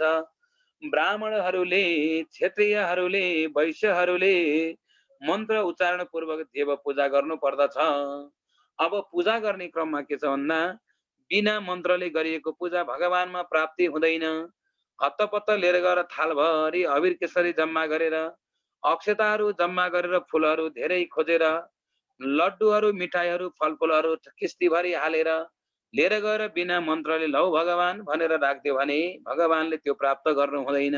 त्यस कारणले कुनै पनि देवताको मन्त्र छ, त्यो मन्त्र पढ्दै पढ्दै, त्यो मन्त्र जप्दै जप्दै अनेक प्रकारका देवताहरूको पूजा गर्नुपर्छ भन्नुभयो। यहाँनिर गएर के भन्नुभयो भने ब्राह्मण, क्षेत्रीय आदि वैश्यले पनि मन्त्र उच्चारण पूर्वक देव पूजा गर्नु पर्दछ। जो कोहीले पनि भन्नुहुन्छ यतापट्टि गएर शूद्रवर्ण बढे तरह समाजमा श्रद्धावान व्यक्तिहरूले अब मन्त्र जानेन भने तन्त्र विधि अनुसार गरे पनि हुन्छ।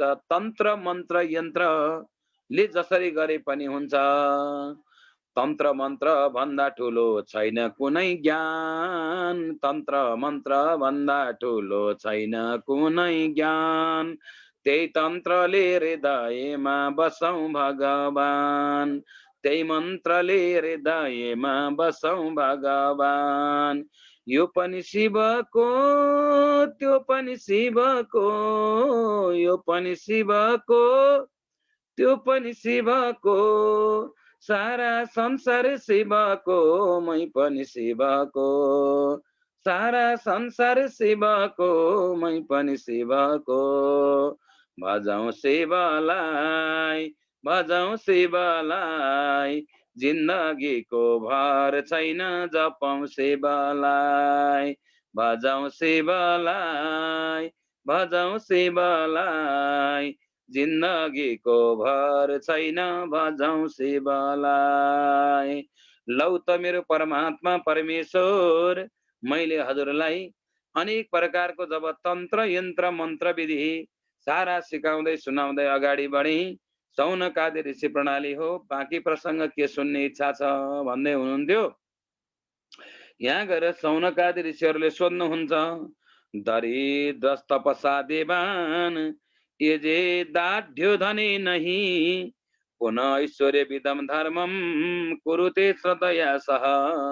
भन्नुहुन्छ यहाँनिर गएर धनी मानिसहरूले भन्नुहुन्छ, छायादार वृक्ष रोप्ने काम, जलाशय बनाउने काम, वेदको प्रतिष्ठा गर्ने काम, विद्यालय बनाउने काम, मन्दिर बनाउने काम, धार्मिक सङ्घ संस्था आदि बनाउने काम र धर्मको प्रचार प्रसारका लागि अनेक शाखा प्रशाखा खोलेर धर्मात्माको काम सबै भोगसिद्धिका लागि गर्नु पर्दछ। जोसँग थोरै पैसा छ अथवा आफ्नो जीवन निर्वाहबाट केही बचाउन सकिन्छ, आफ्ना परिवार पालेर घर व्यवहार चलाएर केही बच्छ भने यस्ता व्यक्तिहरूले के भने छायादार भनेका त्यहाँ समीका रुखहरू भए, पिपलका रुखहरू भए, बरका रुखहरू भए, अनि अनेक प्रकारका कदमका रुखहरू भए भन्नुहुन्छ। यतापट्टि यस्ता छायादार रुखहरू लगाउनु पर्छ, जलाशय बनाउनु पर्छ, अनि काम यतापट्टि जलाशय बनाउने काम गर्नु पर्छ, वेदको प्रतिष्ठा गर्ने काम गर्नुपर्छ, ठाउँ ठाउँमा यज्ञ अनुष्ठानहरू लगाइदिने काम गर्नु पर्दछ। जसरी परमात्माले त्यो धन दिनुभयो त्यही धनलाई सदुपयोग गरेर फेरि परमात्मालाई अर्पण गर्दा फेरि पनि भगवानले अर्पण गर्नुहुन्छ। जति भगवानलाई दिँदै दिँदै गयो त्यति नै परमात्माले दिँदै दिँदै जानुहुन्छ। तर भक्त सज्जनवृन्द, आफूले गरेको दान परमात्माले जानोस् रे, भगवानले मात्रै थाहा पाउनुहोस्, अरू कसैले सकेसम्म थाहा नपाउने गरी एक हातले दिएको अर्को हातले चाल्न पाउने गरी दान गर्नु पर्छ।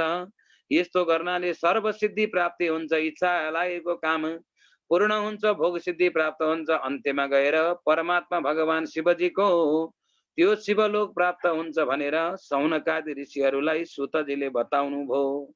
फेरि के भन्नुहुन्छ भने, यसरी उत्तम कर्म गर्दै जाँदा समयको परिपाक भएपछि त्यस्ता धनवानको हृदयमा ज्ञानको सिद्धि हुन्छ, धन पनि हुन्छ, ज्ञान पनि हुन्छ। ज्ञान र धन भएका व्यक्तिको मन पनि हुन्छ। जसको मन हुन्छ उसैको धन हुन्छ। मन हुनेलाई धन परमात्माले हजार हातबाट वर्षाउनु हुन्छ। मन नहुनेलाई रात दिन दुःख गर्दा गर्दा अनेक प्रकारले जब दुःख मात्रै पाउँछ, मन छैन भने उसलाई कहिले पनि धन पनि प्राप्त हुँदैन।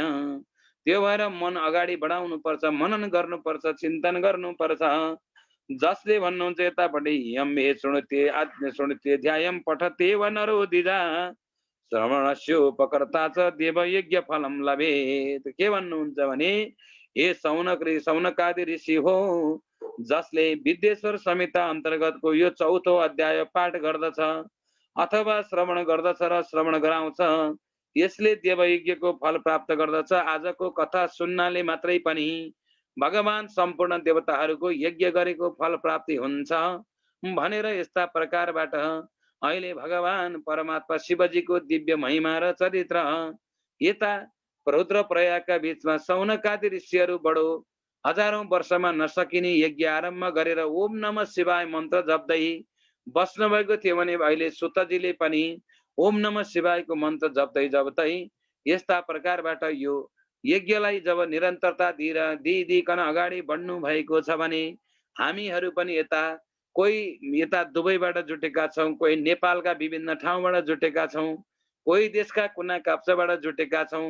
परम पावन महिना बाहिर मन्द मन्द झरी वर्षा भइरहेको छ। भगवान शङ्करको यो पावन महिनामा मन्द मन्द सुस्त सुस्त चिसो अनि वायुहरू चलेका छन्। चारैपट्टि शिव मन्दिरहरूमा, शिव देवालयहरूमा जब त्यहाँ शङ्ख घण्ट बजेका छन्, अहिले रुद्राभिषेक चलिरहेको छ, भगवान परमात्माको हो, भाव बगिरहेको छ। सम्पूर्ण स्त्री जाति जो हुनुहुन्छ मातृशक्तिहरूले प्रत्येक सोमबारमा आफ्ना अभिष्ट सिद्धिका लागि, नवग्रह शान्तिका लागि, परिवारको जब रोग शान्तिका लागि भगवान शङ्करको उपासना गरिरहनु भएको छ। यस्तो महान पर्वको बेला यो महान महिनाका बीचमा हामीहरूले पनि यहाँ शिव पुराण शिव महिमाको कथा गान गरिरहेका छौँ। यहाँहरूले कथा श्रवण गर्दै गर्दै जानु भइरहेको छ।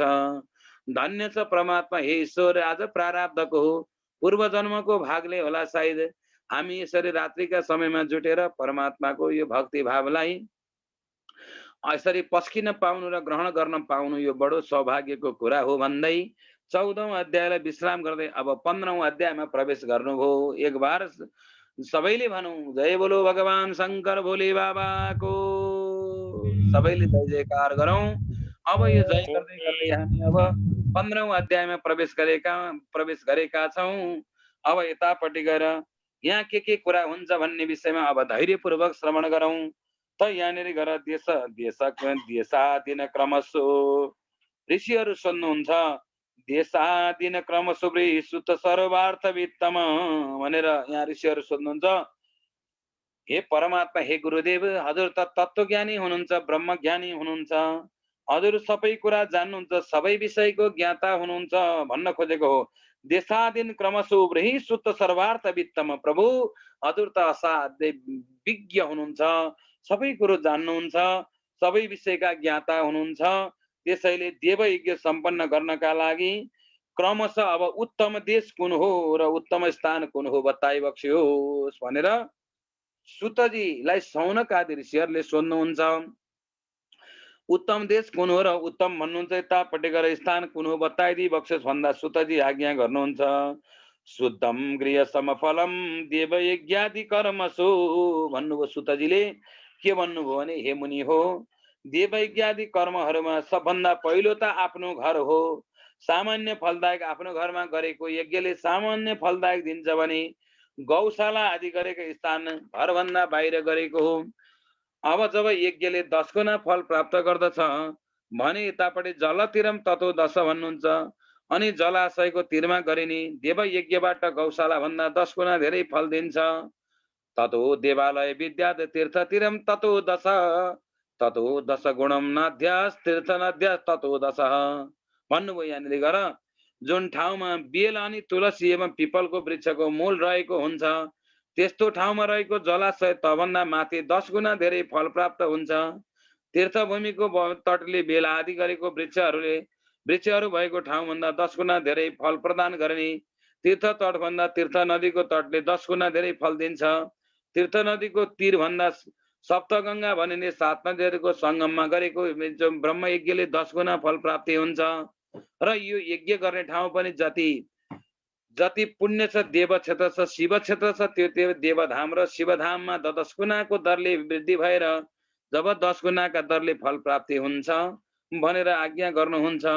र समुद्र तटभन्दा पर्वत शिखरको भनेको हिमालयको काखमा हिमाल देखिने स्थानमा त्यहाँभन्दा पनि हिमालयमा गएर गर्न सके अत्यन्त धेरै फल प्राप्त हुन्छ भनेर भन्नुहुन्छ। यसै गरी सबै उत्तर महिमा भएका स्थानभन्दा बढी फल आफ्नो मन प्रसन्न हुने ठाउँमा देव यज्ञ गर्दा प्राप्त गर्न सकिन्छ भन्नुहुन्छ। त्यस कारणले भगवान कहाँ रहेछन् भन्दाखेरि भगवान चाहिँ अन्तस्करणमा रहेछन्। जुन ठाउँमा यज्ञ गर्दाखेरि आफ्नो मन प्रसन्न हुन्छ, आफूलाई आनन्द प्राप्ति हुन्छ, त्यही ठाउँमा गरेको यज्ञको फल धेरै हुन्छ। त्यस कारणले ब्रह्मैव सर्वजगत एको ब्रह्म, के ब्रह्मैव सर्वजगत ब्रह्मैव एको हो भनेको के भने एक ब्रह्म नै अन्तरात्मा भित्रको ईश्वर हो र जगत मिथ्या छ, जगत झुटो छ। आफूलाई जहाँ जाँदाखेरि आनन्द प्राप्ति हुन्छ त्यही ठाउँमा गरेको यज्ञले चाहिँ अत्यन्त उत्साहपूर्वक फल प्राप्ति गर्छ। र यहाँ देश विशेषको चर्चा गरेपछि काल विशेषको तारतम्य बताउँदै सुतजी भन्नुहुन्छ। के भन्नुहुन्छ सुतजी भन्दा, सर्वस्मादधिकं ज्ञेयं यत्र वा रोचते मन कृते पूर्ण फले ज्ञेयं यज्ञदानादिकं तथा त्रेतायुगे त्रिपादं च द्वापरे अर्धस्य सदा स्मृतं कलौ पादतु विज्ञेयं तत्पादो न तवर्धके भन्नुभयो। के भन्नुभयो भने, हे बाबु, हे सौनकादि ऋषि प्रणाली हो, अब मैले तपाईहरूलाई यहाँ जब यज्ञका बीचमा अनेकका विभेदताको कुरा सुनाउँछु, विभेद भनेको कस्तो भन्दा भागहरूको कुरा सुनाउँछु, यो बुझी बक्सेला भन्नुहुन्छ। सुतजी भन्नुहुन्छ के भने, सत्ययुगमा गरिने यज्ञ दान आदिको फल सर्वाधिक अर्थात् जति यज्ञ गर्यो त्यति नै हुन्छ भने त्रेता युगमा गरेको 2 भाग मात्र प्राप्त हुन्छ भने अब द्वापर युगमा गरेको 2 भाग, त्रेता युगमा गरेको 3 भाग हुन्छ, अनि द्वापर युगमा गरेको 2 भाग हुन्छ। त्यही भएर भन्नुहुन्छ यहाँ त्रेता युगे त्रिपादम च द्वापरार्धे सदा स्मृतम कलौ पादम त विज्ञेय तत्पादोनम तत्वर्धके भनेको कलियुगमा गरेको चाहिँ के हुन्छ अरे भने चौथाई मध्ये पनि 1/4 कम फल प्राप्त हुन्छ र यस्ता प्रकारले जब यज्ञको महिमा वर्णन गर्नुभयो, अब त्यसपछि गएर संक्रान्तिका दिनमा गरेको कर्मले अत्यन्त पुण्य फल प्राप्ति हुन्छ। विश्ववतमा गरिएको जब शुभ कर्मभन्दा 10 गुणा बढी सूर्यको उत्तरायण प्रवेश गरिसके पछाडिबाट हुन्छ। दक्षिणायन प्रवेश कालमा गरिने शुभ कर्मबाट प्राप्त हुन्छ त्यसभन्दा 10 गुणा धेरै फल। मकर संक्रान्ति अर्थात् माघे संक्रान्ति आदि गरेका जब मकर महिना माघ महिनामा गरेबाट प्राप्त हुन्छ। अनि भन्नुहुन्छ यतापट्टि त्यसभन्दा पनि 10 गुणा बढी फल चन्द्र ग्रहणका अवसरमा गरिने शुभ कर्मबाट प्राप्त हुन्छ भनेपछि यसरी चाहिँ व्याख्या गर्नुहुन्छ परमात्मा भगवानले। यो अनेक यज्ञको विषयहरू बताउनुहुन्छ र जन्मवृक्ष वृत्तान्ते च सूर्य रागोपमं विदु महता संग काल च कोटि अर्क ग्रहणम विदु भन्नुहुन्छ। आफू जन्मेको नक्षत्रको दिन, आफू जन्मेको बारको दिन, आफू जन्मेको तिथिको दिन, आफू जन्मेको जब महिना, यो जन्म महिनामा गरिने अनेक प्रकारको जन्मदिनको पूजा, मार्कण्डेय अष्ट चिरञ्जीवीको पूजा अथवा जुनसुकै पूजा व्रत, अनि त्यसपछि गएर जुनसुकै प्रकारको पुण्य कर्म गरे तापनि अब त्यो महापुरुषसँग संगत गर्ने अवसर प्राप्त हुन्छ, त्यसलाई करोडौं सूर्य ग्रहण बराबरको पुण्यदायक हुन्छ भनेको त्यो दिन मानिको छ अरे। तपोनिष्ठा ज्ञाननिष्ठा योगिनो यतयस्तथा पूजायम पात्रे मेत्यहि पाप शङ्काय कारणम भन्नुभयो। के भन्नुभयो भने जन्मदिनमा गरिने विशेष प्रकारको कर्मले उ चाहिँ कस्तो हुन्छ भने जस्तो एउटा महापुरुषको संगत गरेको फल उसलाई प्राप्ति हुन्छ त्यस्तै फल प्राप्ति हुन्छ भने यतातिर सूर्यादि नवग्रह देवताहरू सर्वत्र शान्ति हुन्छन्, रोग शान्ति हुन्छ, दुःख शान्ति हुन्छ। जन्मदिनमा विशेष गरेर चाहिँ पूजा पाठ गर्नुपर्छ। तर केक काटेर जन्मदिन मनाउने होइन मित्र बन्धुहरू, समस्त भक्तजनहरू, यो त ताली ठोकेर रमाइलो गर्ने मात्रै हो। केक काटेर जन्मदिनमा उत्सव गर्नु भनेको हामीले आफूले आफ्नै आयुलाई करिब घटाउनु हो। यो पश्चिमा संस्कृतिभित्र पर्छ र पूर्वीय दर्शनले त के भन्छ भन्दाखेरि नियमपूर्वक बत्ती बालेर पूजा गर।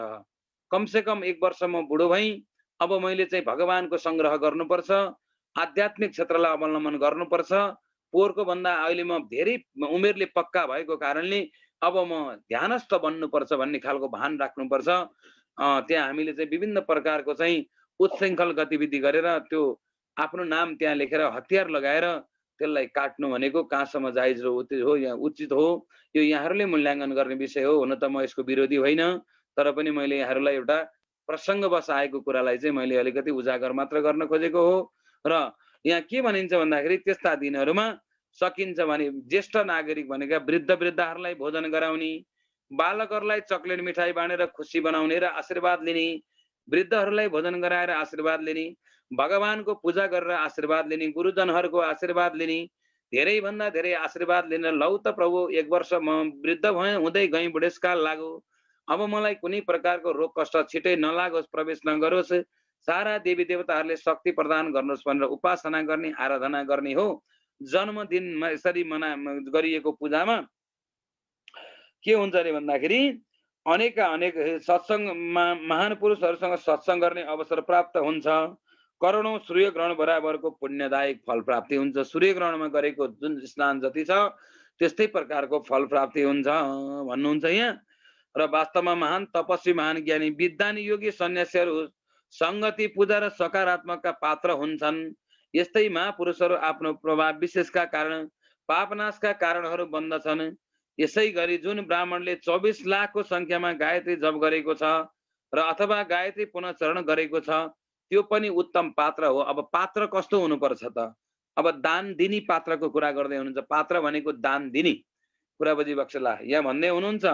र यही प्रसङ्गलाई के भन्नुहुन्छ, ब्राह्मणस्तु भवेत पात्रम सम्पूर्णम फलभोगदम भन्नुभयो। यहाँनिर गएर ब्राह्मणले उत्तम दातालाई भन्नुहुन्छ। यतापट्टि गएर जसले चाहिँ के भन्नु भने पतना त्रायते इति पात्रम, अर्थात् जसले अरूलाई पतनबाट जोगाउँछ त्यो चाहिँ नि पात्र हो।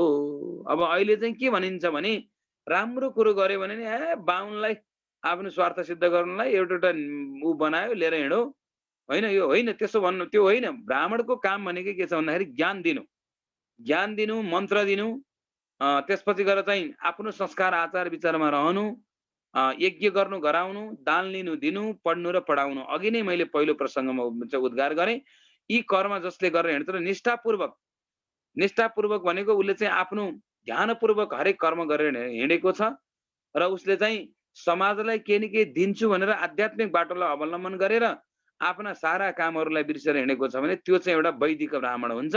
त्यो पनि वेदको मन्त्रलाई स्पष्ट उच्चारण गर्न सक्ने हुनुपर्छ भन्नुहुन्छ यहाँनिर गएर। जसले वेदको मन्त्रलाई स्पष्ट उच्चारण गर्न सक्छ र हरेक शब्द त्यो मन्त्रको अर्थ गरेर सम्पूर्ण अन्धकारमय जगतमा डुबेका प्राणीहरूलाई उद्धार गर्न सक्छ, त्यही नै सच्चा गुरु हो। गुरु भनेको अज्ञान अन्धमिरानन्दस्य ज्ञानाञ्जन शलाकया चक्षुरु मिलितो येन तस्मै श्री गुरवे नमः भनेर जसले अज्ञान र अन्धकारलाई हटाएर त्यो गु भनेको संस्कृतमा अँध्यारो, रु भनेको उज्यालो, अँध्यारो तर्फबाट जसले उज्यालो तर्फ प्रवेश गराउन प्रयास गर्छ भने त्यस्ता व्यक्ति नै गुरु हुन् र त्यस्ता व्यक्ति नै सद्गुरु भनेर मान्नुपर्छ। त्यही कारणले यहाँनिर के बताउनुहुन्छ भने यस्तालाई चाहिँ उत्तम पात्र भनिन्छ, जसले चाहिँ पतनात् त्रायते इति पात्रम, अर्थात् जसले अरूलाई पतनबाट जोगाउँछ जो पात्र हो। गायत्री जप गरेर तेजस्वी बनेको सुपात्र ब्राह्मणले उत्तम दातालाई पतनको मुख्य कारण पापबाट जोगाउने हुँदा त्यस्ता उत्तम ब्राह्मणलाई पात्र भनिएको छ। पात्र र सत्पात्र भनेकोमा अझ फरक छ। पात्र भनेको उत्तम र सत्पात्र भनेको महाउत्तम हेरी बक्सेला। र यसरी बताउनुहुन्छ के भने गायकम त्रायते पाताद गायत्री त्रियुच्यते सा यथार्थहीनो लोके अस्मिन् परस्यार्थ नयच्छति। यसै गरेर सबैकी आराध्य र सर्वदायिनी गायत्रीको व्युत्पत्ति गर्दै भनिएको छ। गायकम पातात त्रायते इति गायत्री।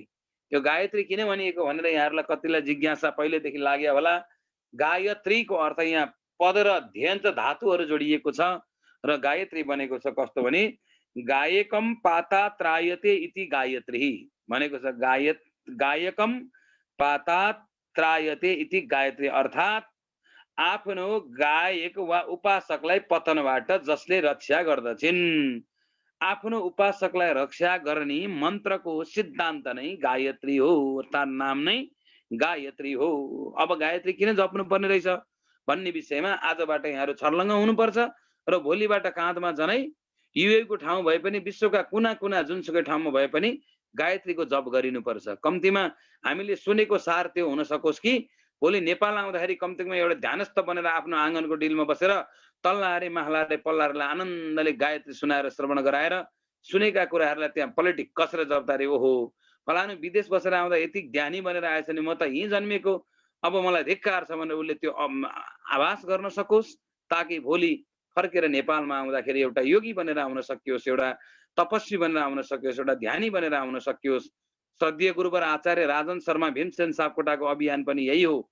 एउटा विदेशमा गएर पसिना बगाउँदाखेरि योग गुरु भनेर उसले पोलिटिक कसेर चाहिँ ज्ञान आर्जन गरेर ज्ञान बाँडेर चाहिँ एउटा नेपालबाट आएको योग गुरु भन्ने नाम चलोस् भनेर उहाँले प्रयास गर्नुभएको जस्तै हामी यो सनातन गौ संरक्षण अभियान युएले पनि एउटा ध्यानी बनेर आउन सकौँ, एउटा ज्ञानी बनेर आउन सकौँ, कम्तीमा यहाँ फर्केर आउँदाखेरि एउटा साधक बनेर आउन सकौँ। बस त्यति नै हाम्रो उपलब्धि हो। यहाँ मर्दासँगै केही जाँदैन, लगेको ल्याएको केही होइन र हामीले लाने पनि केही छैन। जस्तो नाङ्गै आयौँ अबिन्तरमा नाङ्गै जाने हो, रित्तै आयौँ खाली हात आएका छौँ हामी, जाने बेलामा पनि खाली हात जाने हो। तर यहाँहरूलाई लाग्ला आज म दृष्टान्त अलिकति भन्छु, एकजना अलिकति बाँकी यहाँ केही प्रसङ्गहरू छन्, त्यो प्रसङ्ग सकेपछि मैले थोरै दृष्टान्त गर्छु आज। त यहाँ माथि बताए अनुसारका गायत्री जपद्वारा गाय पततात त्रायते इति गायत्री, यो गायत्रीको नाम यस्तो रहेछ। आफ्नो गायक वा उपासकलाई पतनबाट जसले रक्षा गर्दछिन् तिनलाई नै गायत्री भनिएको हो। अर्थवा निह यो लोके परस्यार्थ प्रयुक्षति स्वयं शुद्धो हि पोतात्मा नरान सन्त्रातो महरते भन्नुहुन्छ। यहाँनिर गएर के भन्नुहुन्छ भन्दाखेरि लोकमा धन पैसा नभएको निर्धन पुरुषले अरूका निमित्त केही दिन सक्दैन, तर यस लोकमा धन सम्पत्ति भएको मानिसले अरूलाई धन सम्पत्ति दिन सक्छ। त्यसरी नै गायत्री जप गरी शुद्ध भएको र पवित्र आत्मा भएको गायत्री तेजको धनी सच्चा ब्राह्मणले आफ्नो प्रतापबाट सबैको रक्षा गर्न सक्छ भन्नुभयो। यहाँ कस्तो रे भने गायत्री जप शुद्ध गर्ने ब्राह्मण, वेद शुद्ध पढ्ने ब्राह्मण होइन, अनि पवित्र आत्मा भएको।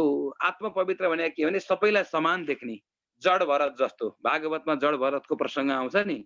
जड भनेको एकदम निष्कलङ्क निष्कल्प जड चेतन एकाकार गएर परमात्मासँग त्यो आत्मालाई अर्पण गरेको, त्यसलाई के भनिन्छ? त्यस्ता व्यक्तिलाई चाहिँ जड भनिन्छ। र अब यो शुद्ध जप गर्ने, शुद्ध पढ्ने, तेजको धनी, त्यो मन्त्र जप्ता जप्ता जप्ता जप्ता जप्ता ज्ञानी बनेर तेजिलो, कहिले पनि नथाक्ने, अनि त्यसपछि धनी भन्नु त्यतापट्टि गएर सच्चा ब्राह्मणले आफ्नो प्रतापबाट सबैको रक्षा गर्न सक्छ। प्रताप भनेको तेज, तेजबाट ब्रह्म तेज भनिन्छ त्यसलाई श्रद्धेय भक्त सज्जनवृन्द। यो ब्रह्म तेजबाट सबैको रक्षा गर्न सक्दछ।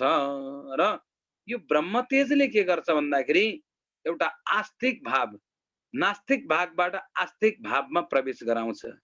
आस्तिक भाव भनेको दया, दया, करुणा, क्षमा। आज चाहिँ सर्पले टोक्न आयो, मानिलिउँ एकछिनलाई हामी कुनै ठाउँमा हिँड्दै थियौँ, हिँड्दा हिँड्दै बाटोमा सर्प साँपसँग भेट भयो अथवा कुकुरसँग भेट भयो। अब त्यसले टोक्न आयो भने त्यसलाई चाहिँ शान्त शान्त शान्त, ओहो शान्त हुनुपर्छ भनेर परैबाट हामीले चाहिँ सम्झाइ बुझाइ गऱ्यौँ भने पनि त्यो के गर्छ? बिस्तारै स्थिर भएर रोकिन्छ। तर हामीले त्यसलाई ढुङ्गा मुढा गऱ्यौँ भने के गर्छ? त्यसले हामीलाई झम्टिकन आउँछ।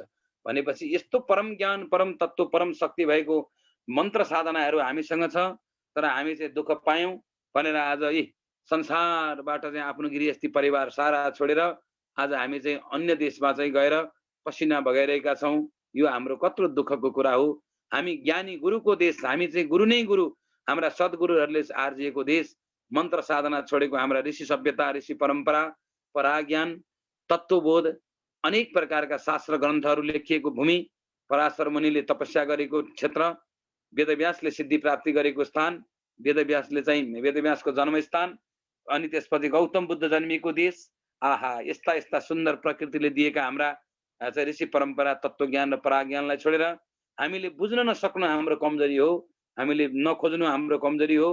आज अनेक प्रकार यसरी दुःखमा पीडित भएर बस्नुपर्ने हामी होइनौँ, किनभने हामी एउटा संसारको गुरु बनेर चिनिन सक्ने अवस्थाहरू हाम्रो छ। प्रकृतिले दिएको, प्रकृतिको धनी देश, हिमालय काखको मुनिपट्टि शीतल जब गङ्गाहरू बगिरहेका छन्, शालिग्राम प्राकट्य भएको क्षेत्र, एकमात्र शालिग्राम प्राकट्य भएको हाम्रो चाहिँ क्षेत्र, हाम्रो चाहिँ देश। अब यहाँ कुन कुराको चाहिँ कमी कमजोरी छ, तर त्यो हामीले पहिचान गर्न नसक्नु। हामी मात्रै भनेको मैले हामीलाई मात्रै होइन, हाम्रा समग्र राज्य शासकहरू भई राज्य सञ्चालन गर्ने नीति नियममा बसेका हाम्रा देशका अग्रजहरू हुनुभयो, राजनीतिक पार्टीहरू हुनुभयो, धर्म सम्प्रदायका ठुल्ठुला सङ्घ संस्थाहरू हुनुभयो, खोइ खोजी गर्न सकेको भने हामी चाहिँ अत्यन्त धनी छौँ। हामीलाई चाहिँ मात्र के छैन भन्दा हामीलाई चासो छैन। र यहाँ बन्नुपर्ने शालिग्राम, अनेक प्रकारको शालिग्राम सङ्ग्रहालय, जो कि विश्वका अनेक पर्यटकले आएर हेर्न सक्ने विशाल प्रकारको शालिग्राम सङ्ग्रहालय बनाउनु पर्थ्यो। विश्वभरका पर्यटकहरू आएर चाहिँ यो उत्पत्ति भूमि शालिग्रामको देश भनेर चिन्नु पर्थ्यो। हामीले चाहिँ जडीबुटीको देश भनेर जडीबुटीको उद्योग खोल्नु पर्थ्यो। संसारले चिन्थ्यो कि नेपाल त जडीबुटीको धनी देश हो भनेर, त्यो खोल्नु पर्थ्यो। अनि अनुसन्धान गर्ने कृषि क्याम्पसहरू बन्नु पर्थ्यो ठुल्ठुला। कम्तीमा पनि यहाँका विद्यार्थीहरूले मात्रै नभएर कृषि अध्ययन गर्नको लागि विदेशीहरू आउनका लागि बाध्य बनाइनु पर्थ्यो। खोइ हाम्रा नेताहरूले यी सबै कुरा बिर्सेर अब जानाजानी सनातन सबै धर्म संस्कार यस्ता गुरु तत्त्वहरूलाई, गुरु सिद्धान्तहरूलाई छोडेर अहिले चाहिँ गुरु तत्त्वहरूलाई छोडेर अहिले के रे भन्दाखेरि धर्मनिरपेक्षता अरे हेरिबक्सला। किन भन्दाखेरि जुन गुरुले हामीलाई हिँड्न सिकाए, जुन गुरुले हामीलाई खान सिकाए, जुन गुरुले हामीलाई बोल्न सिकाए, जुन गुरुले हामीलाई चाहिँ कदेखि ज्ञसम्म अक्षर ब्रह्मलाई पढ्न सिकाए, त्यस्ता गुरुहरूले निकालेको यो मन्त्र तन्त्र यन्त्र अनेक प्रकारका शास्त्रलाई आज रद्दीको टोकरीमा फालेर त्यो पश्चिमा संस्कृत र डलरको पछि लागेर डलर खेती गरेर आफू बन्ने उद्देश्यले हाम्रो धर्ममाथि अत्यन्तिक प्रहार भएको छ। हामी लागि पर्ने हो, जुट्नुपर्छ। एक दिन फेरि समयले काँचुली फेर्नेछ, फेरि क्रान्तिको बिगुल बन्नेछ। अब क्रान्तिको बिगुल होइन, शङ्खको बिगुल बन्नेछ। प्रत्येक घर घरबाट शङ्ख ध्वनिहरू जाग्नेछन्, घण्टका नादहरू सुनिनेछन्, योगीहरू ओमकारको ध्वनिले गुन्जायमान बनाउनेछन्, अनि तपस्वीहरू तपस्यामा रत रहनेछन्। अनि आयुर्वेद चाहिँ सिद्धान्त लिएर जडीबुटीको चाहिँ उत्खनन गर्नेहरू, संरक्षण गर्नेहरूले प्रत्येक ठाउँमा औषधिजन्य औषधालयहरू खोल्नेछन्। यो भगवानले एक दिन अवश्य मेव पूर्ण गर्नुहुनेछ। यो रात्रिकालीन बीचमा अहिले हामीले चाहिँ यो भगवानको दिव्य कथा सुन्दै सुन्दै अगाडि बढिरहेका छौँ। यही प्रसङ्गमा सौनकादि ऋषिहरू सोधिरहनु भएको छ, सुतजी महाराज बताइरहनु भएको छ, यहाँहरू यथार्थ ध्यानपूर्वक सुनिरहनु भएको छ। मैले पनि सकेसम्म एक एक शब्दलाई यहाँ चाहिँ बुझ्ने तरिकाबाट भगवान शिवको महिमा यहाँहरूलाई सुनाइरहेको छु। हुनसक्छ केही समय निन्द्रा छ, दिनभरि काम गरेको थकाइ छ, यी सबै कुरालाई मेटिन्छ। यो आन्तरिक ऊर्जा छ, यहाँभित्र एउटा शक्ति छ जुन शक्तिले सबै कुराहरूलाई बिर्सिन्छ। त सुतजी बताउनुहुन्छ, हे सौनकादि ऋषि प्रणाली हो, गायत्री जप शुद्धो हि शुद्ध ब्राह्मण उच्यते, तस्मात् दाने जपे हो मे पूजायम सर्वकर्मणि। भन्नुभयो माथि बताए अनुसार गायत्री जपद्वारा शुद्ध भएको ब्राह्मणलाई नै शुद्ध ब्राह्मण भनिन्छ। त्यही नै दान जप होम अनि पूजा आदि सबै कर्मका लागि शुद्ध पात्र हुन्छ। भन्नुहुन्छ यस्तो ब्राह्मणले दान गर्ने र रक्षा गर्ने कार्यको पात्र बन्दछ। पुरुष वा नारी जो भोका हुन्छन् ती अन्नदान ग्रहण गर्ने पात्र बन्दछन्। दान कर्तु तथा त्रातु पात्र तु ब्राह्मणो रति, अन्नस्य क्षुदितं पात्रम नारी न रमयात्मकम। भन्नुभयो कुनै समयमा उत्तम गायत्री जपका कारण श्रेष्ठ पात्र मानिएको जितेन्द्रिय ब्राह्मणलाई घरमा बोलाएर उनका निमित्त सत्कारका सुमधुर शब्दका साथै द्रव्यादि वस्तु प्रदान गरिन्छ भने त्यस दानले दाताको हृदयमा सत्य ज्ञान खुल्दछ। त्यसकारण दान गर्दाखेरि पनि के विचार गर्नु पर्यो भने कसलाई चाहिँ दान दिँदा उचित हुन्छ, यो कुरा ख्याल गर्नु पर्यो। अहिले एउटा प्रसङ्ग यहाँहरूको मलाई एउटा अत्यन्तै उत्कृष्ट र सराहनीय के लागेको छ भने गौ संरक्षणको अभियान। यो असाध्य राम्रो कार्य हो। अब यसको साथ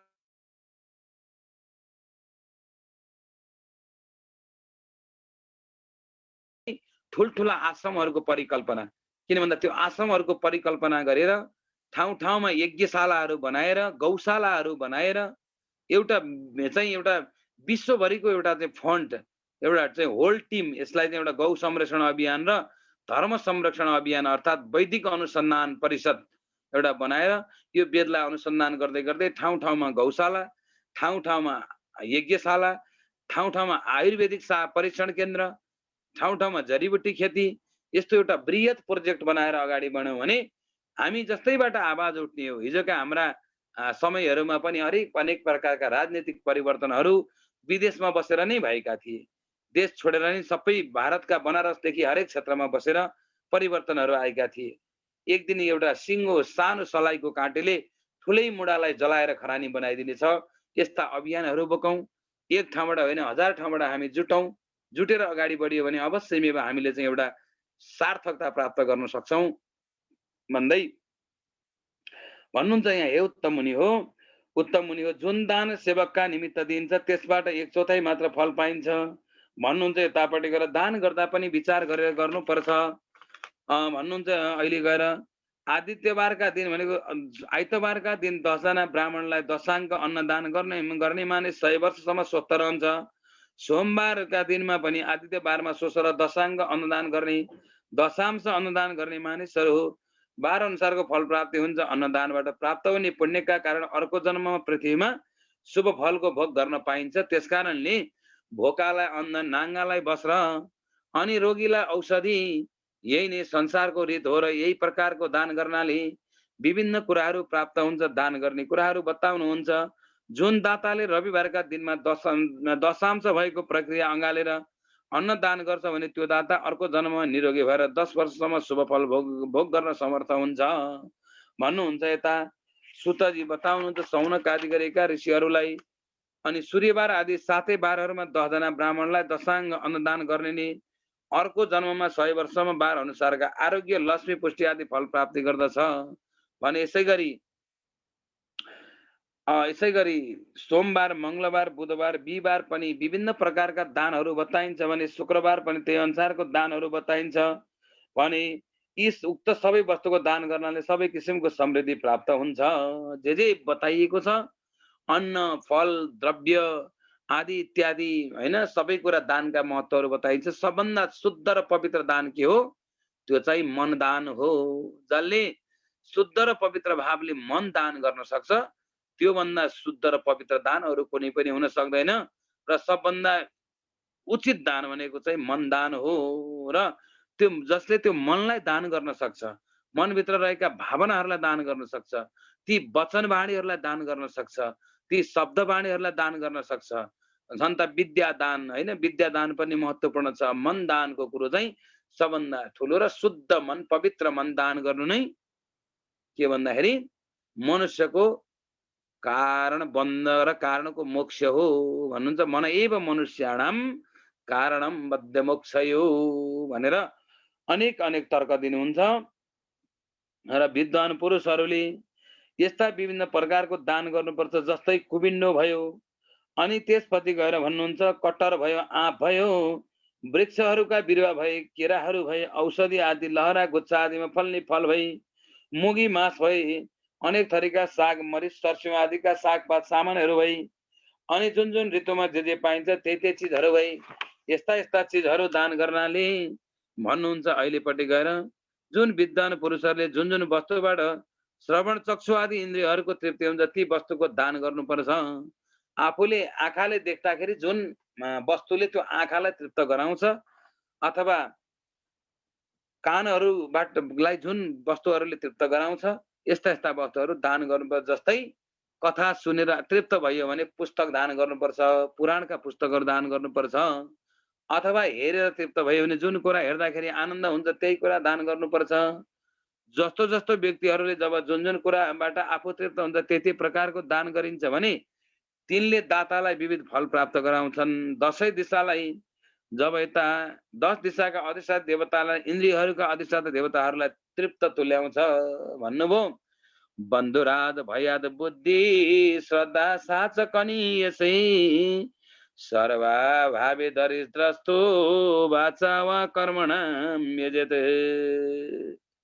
वाचिकम यजनन विद्यान मंत्र स्तोत्र जपादिकम तीर्थ यात्रा व्रताध्याम हि कायिकम यजनम विदो।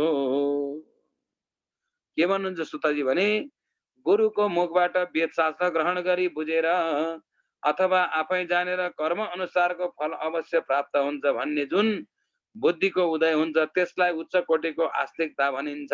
नास्तिक र आस्तिकको परिभाषा लाउनुहुन्छ। नास्तिक र आस्तिकको परिभाषा लाउनुहुन्छ र के भन्नुहुन्छ भन्दाखेरि गुरुको मुखबाट वेद शास्त्र ग्रहण गरेर बुझेर अथवा आफै जानेर कर्म अनुसारको फल अवश्य प्राप्त हुन्छ भने जुन बुद्धिको उदय हुन्छ त्यसलाई चाहिँ उच्च कोटिको आस्तिक भनिन्छ। आफ्ना बन्धु बान्धव र राजाको भयबाट जुन आस्तिक्य बुद्धि पैदा हुन्छ त्यसलाई कनिष्ठ श्रेणीको श्रद्धा मान्नुपर्छ। सबै प्रकारका दिए पदार्थ रहित जुन दरिद्र मानिस हुन्छ त्यसले बाणी र कर्मद्वारा भगवानको पूजन गर्नु पर्दछ। तपश्चर्या च दानं च कर्तव्यम् उभयं सदा प्रतिश्रयः प्रदातव्यं सुवर्णं गुणशोभितं देवानां तृप्त्यर्थं सर्वभोगप्रदं बुधै इहामुत्तमं जन्म सदा भोग लभेत बुध। यस्तो कर्म गर्ने विद्वानहरू वर्तमान र आगामी दुवै जन्ममा उत्तम हुन्छन् र तिनले सबै प्रकारका सुख भोग गर्दछन्। यस सौनकादि ऋषि प्रणाली हो। हजुरहरूलाई मैले यिनै कुराहरू सुनाइदिएँ। आफूले गरेका सबै उत्तम कर्म भगवानमा अर्पण गर्नाले मोक्ष प्राप्ति हुन्छ। अनि त्यसपछि जसले सधैँ यस अध्यायलाई पढ्छ, यी आदि गरेका शिव पुराणका प्रत्येक श्लोकहरूलाई सुन्छ भने उसले चाहिँ यो जन्ममा भोक्ति भनेको भोग गर्दै अर्को जन्ममा मुक्ति प्राप्त गर्दछ, कुरा बुझ्नुभयो कि बुझ्नु भएन भनेर चाहिँ यसरी सौनकादि ऋषिहरूलाई सुतजीले यो श्री शिव महापुराण विद्येश्वर संहिताको आजसम्मका जति अध्यायहरू छन् यिनी कुरा गर्दा गर्दै आज 14 र 15 अध्यायलाई यसरी विस्तार पूर्वक कथा श्रवण गराउनु भयो। अब हामी भोलि 16औं र 17औं 18औं अध्याय लगायत विभिन्न प्रकारका अध्यायहरू छन्, विभिन्न कुराहरू श्रवण गर्नेछौँ। यो अत्यन्त पुण्यदायक पावन महिनामा शिवपुराण चाहिँ हामीले सुरुवात गरेका छौँ र यो सुरुवात सँगसँगै हामीले चाहिँ अब प्रणव भयो, पञ्चाक्षर महामन्त्र जपको कुराहरू भयो, अनि त्यसपछि गएर पार्थिव प्रतिमा पूजनका कुराहरू भयो। यस्ता यस्ता गर्दै गर्दै अब हामी यो कोटी रुद्र संहिता हैन, रुद्र संहिता, अनि त्यसपछि अब यहाँ कुमार खण्ड, पार्वती खण्ड, कति हो कति यो अथाह शिवपुराणका ज्ञान हामी लिनेछौँ भन्दै आजको सम्पूर्ण कथा सत्रमा उपस्थित हुनुभएका जुम भर्चुअल मार्फत अत्यन्त सभ्य र शिष्ट भएर यहाँहरूले कथा सुनिरहनु भएको छ र जो कोहीले यसलाई चाहिँ सिम्पल रूपमा नहेरिदिनु हुन अनुरोध गर्छु। एउटा महान तपस्या हो यो, एउटा अत्यन्त निष्ठापूर्वकको यज्ञ हो। यसमा सकिन्छ भने हामीले निष्ठा भावले नै यसलाई श्रवण गर्नुपर्छ। कथा कहिले पनि सुतेर सुन्नु हुँदैन मित्रहरू। म यहाँहरूलाई एकदम यो हृदयदेखि नै म आग्रह गर्छु, सुतेर कथा कहिले सुन्नु हुँदैन, सुतेर नसुनिदिनु होला। अनि यसै गरी चाहिँ यो कथा सुन्ने क्रममा सकिन्छ भने दुई आँखालाई बन्द, कोमल बन्द गरेर ओम नमः शिवायको मन्त्र जपेर अहिले जति पनि हामीले गरेका कथाका भावहरू छन्, यी कथाका भावहरूलाई हामीले कण्ठस्थ गर्न नसके तापनि थोरै मात्रै भए पनि यसलाई मनन गरेर भोलिबाटै हामीले यो जिन्दगीलाई सुमधुर बनाउनु छ। यो 1 महिनाको शिवपुराण सुनेर म त पुनर्जन्म पाएँ, मैले अर्को जन्म भेट्टाएँ भन्ने खालको आभास होस्। 1 महिनाको शिवपुराणले हामीलाई पुनर्जन्म दियोस्, किनभने हामी माताको गर्भबाट जन्म्यौँ। अब कर्मद्वारा पनि पुनः जन्मेर फेरि दिव्य बन्नु छ, पुनर्जन्म प्राप्त गरेर ज्ञानी बनेर भोलि संसारलाई ज्ञान दिनु छ। र यो गुरुदेशमा जन्मिएका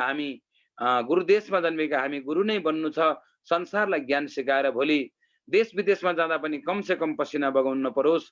गुरु बनेर सम्पूर्ण कुराको चाहिँ ज्ञान लिएर गुरु बनेर उहाँहरूलाई हामीले चाहिँ एउटा शिष्य अर्थात् चेला बनाएर अनि आनन्दले चाहिँ घुमी घुमी गर्ने जीवनलाई व्यतीत गर्दै आफू मुक्त बन्नु छ र अरूलाई मुक्त बनाउनु छ, आफू सकारात्मक बन्नु छ र अरूलाई सकारात्मक बनाउनु छ भन्दै आजको यो कथा प्रसङ्गलाई मैले यहाँ बिट मारेँ। ओम अस्तु पूर्णमिदं पूर्णमदः पूर्णात् पूर्णमुदच्यते पूर्णस्य पूर्णमादाय पूर्णमेवावशिष्यते। ओम शान्तिः, ओम शान्तिः, शान्तिः। सर्वे भवन्तु सुखिनां, सर्वे सन्तु निरामया, सर्वे भद्राणि पश्यन्तु मा कश्चित् दुःखभाग् भवेत्।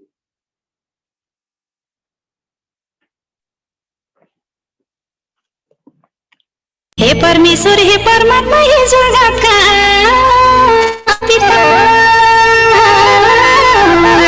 आज फेरि मनको दुःख पोख्छु हजुरसित।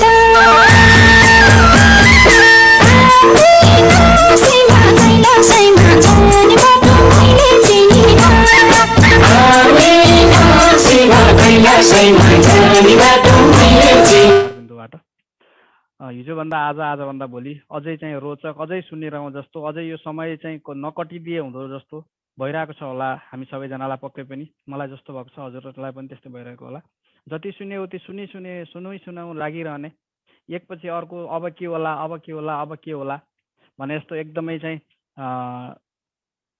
अत्यन्तै सुनिरहँ लागिरहने गुरुदेवका मुखारबिन्दुबाट निस्केका एक एक वचनहरू हामीले साँच्चै नै यी जति पनि कथाहरूलाई चाहिँ अहिले हामीले श्रवण गरिरहेका छौँ, यसबाट दशांश मात्रै पनि हामीले हाम्रो जीवनमा चाहिँ एप्लाई गर्न सक्यो भने यसले साँच्चै नै गुरुदेवले भने जस्तै जुन देशमा हामी गुरुदेशमा जन्मेका छौँ भोलि गुरु नै हुन सक्छौँ। हामीले चाहिँ जुन सभ्यता जुन संस्कृति लिएर आएका छौँ त्यसलाई अगाडि बढाउन पक्कै पनि सक्नेछौँ।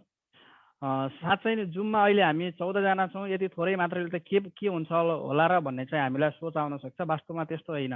हामी आज 19 जनाले यसलाई चाहिँ एउटा जुन चाहिँ गुरुबाट लिएको जुन बाणीहरू ज्ञानहरू छन्, यी ज्ञानलाई हामीले चाहिँ 19 जनाले एटलिस्ट 10-10 जनालेसम्म पनि फैलाउन सक्यो भने यो 1बाट 2, 2 दुना 4 यो एउटा चाहिँ चेसको खेल जस्तो चाहिँ यो अत्यन्तै मान्छेहरूको चाहिँ वृद्धि हुँदै जानेछ।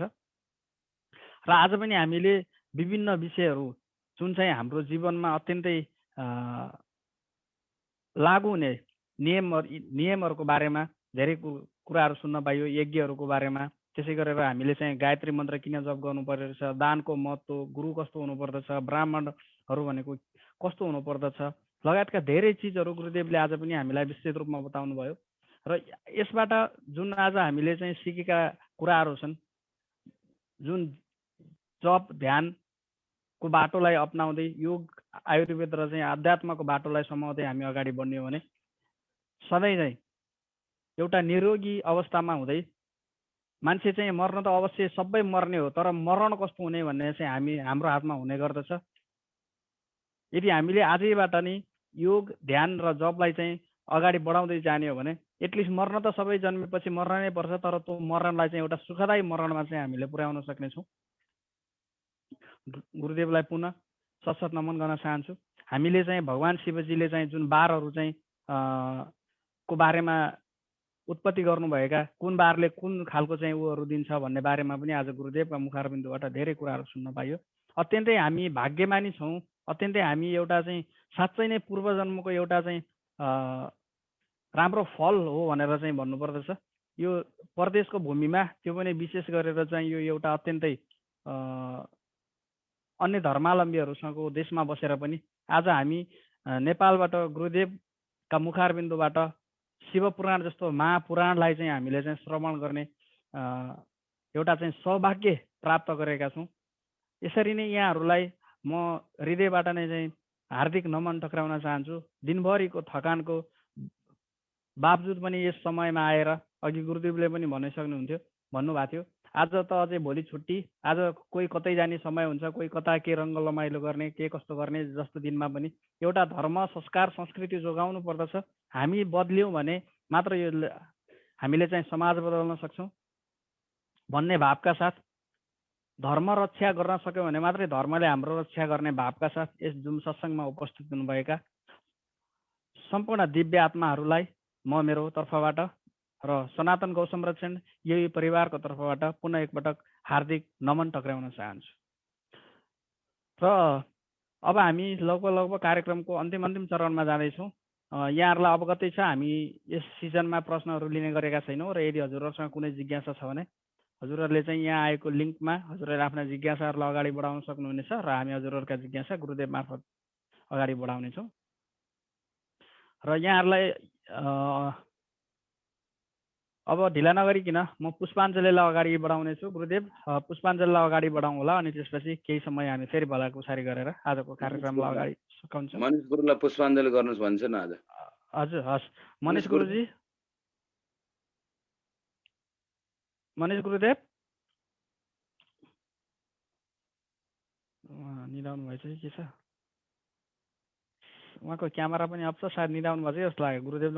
ओम रत्नै कल्पितमासनं हिमजलै स्नानां च दिव्याम्बरं नाना रत्न विभूषितं मृगमोदाम्बोदाङ्कितं चन्दनं जाति चम्पक बिल्वपत्र रचितं पुष्पं च धूपं तथा दीपं देवदयानिधि पशुपते कल्पितं गृह्यतं सौवर्णे नवरत्नखण्ड रचिते पात्रे घृतं पायसं भक्षन् पञ्चविधो पयोदधियुतं ब्रह्मफलं पानकं शाकानाम जलं रुचितं रुचिकरं कर्पूरखण्डो जलं ताम्बूलं मनसा मया विरचितं भक्त्या प्रभुं सेकुरो छत्रं चामरयुगव्यजनकं चारदर्शकं निर्मलं वीणा भैरीमृदङ्गकाहलकला गीतं च नित्यं तथा साष्टांगं प्रणतिस्तुत बहुविधाय तत् समस्तं मया संकल्पेन समर्पितं तव विभो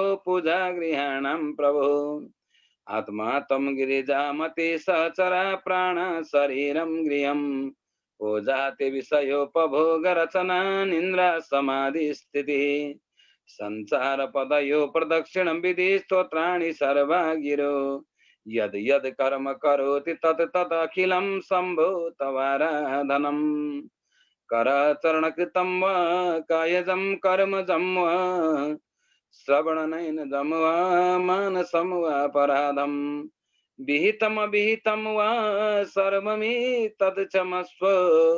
जय जय जय करुणाब्धे श्री महादेव शम्भो। ॐ वन्दे देवो मापतिं सुरगुरुं वन्दे जगत्कारणं वन्दे पन्नगभूषणं मृगधरं वन्दे पशूनां पतिं वन्दे सूर्यशशाङ्कवह्निनयनं वन्दे मुकुन्द प्रियं वन्दे भक्तजनाश्रयं च वरदं वन्दे शिवं शङ्करम्। ॐ इमानि पुष्पाणि मनोहराणि सुरासुराणामपि दुर्लभानि कल्पद्रुमादि द्रुमजानि तानि पुष्पाञ्जलिं मेस्तसुखाय नित्यम्। नानाविविध पुष्पाणि देशकालोद्भवानि च पुष्पाञ्जलि मया नाथ गृहाणं परमेश्वर। मन्त्रहीनं क्रियाहीनं भक्तिहीनं सुरेश्वर यत् पूजितं मया देव परिपूर्ण तदस्तु मे। कायेन वाचा मनसेन्द्रियैर्वा वा बुद्ध्यात्मना वा प्रकृते स्वभावात् करोमि यद् यद् सकलं परस्मै नारायणायेति समर्पये तत्। येनाथ यो भाग्य मम उदावोस् यही जन्म वा परजन्म होस् भक्त्यादिमा एक भएर दास गर्छु सेवा म प्रभुकै चास गर्छु सेवा म प्रभुकै चास।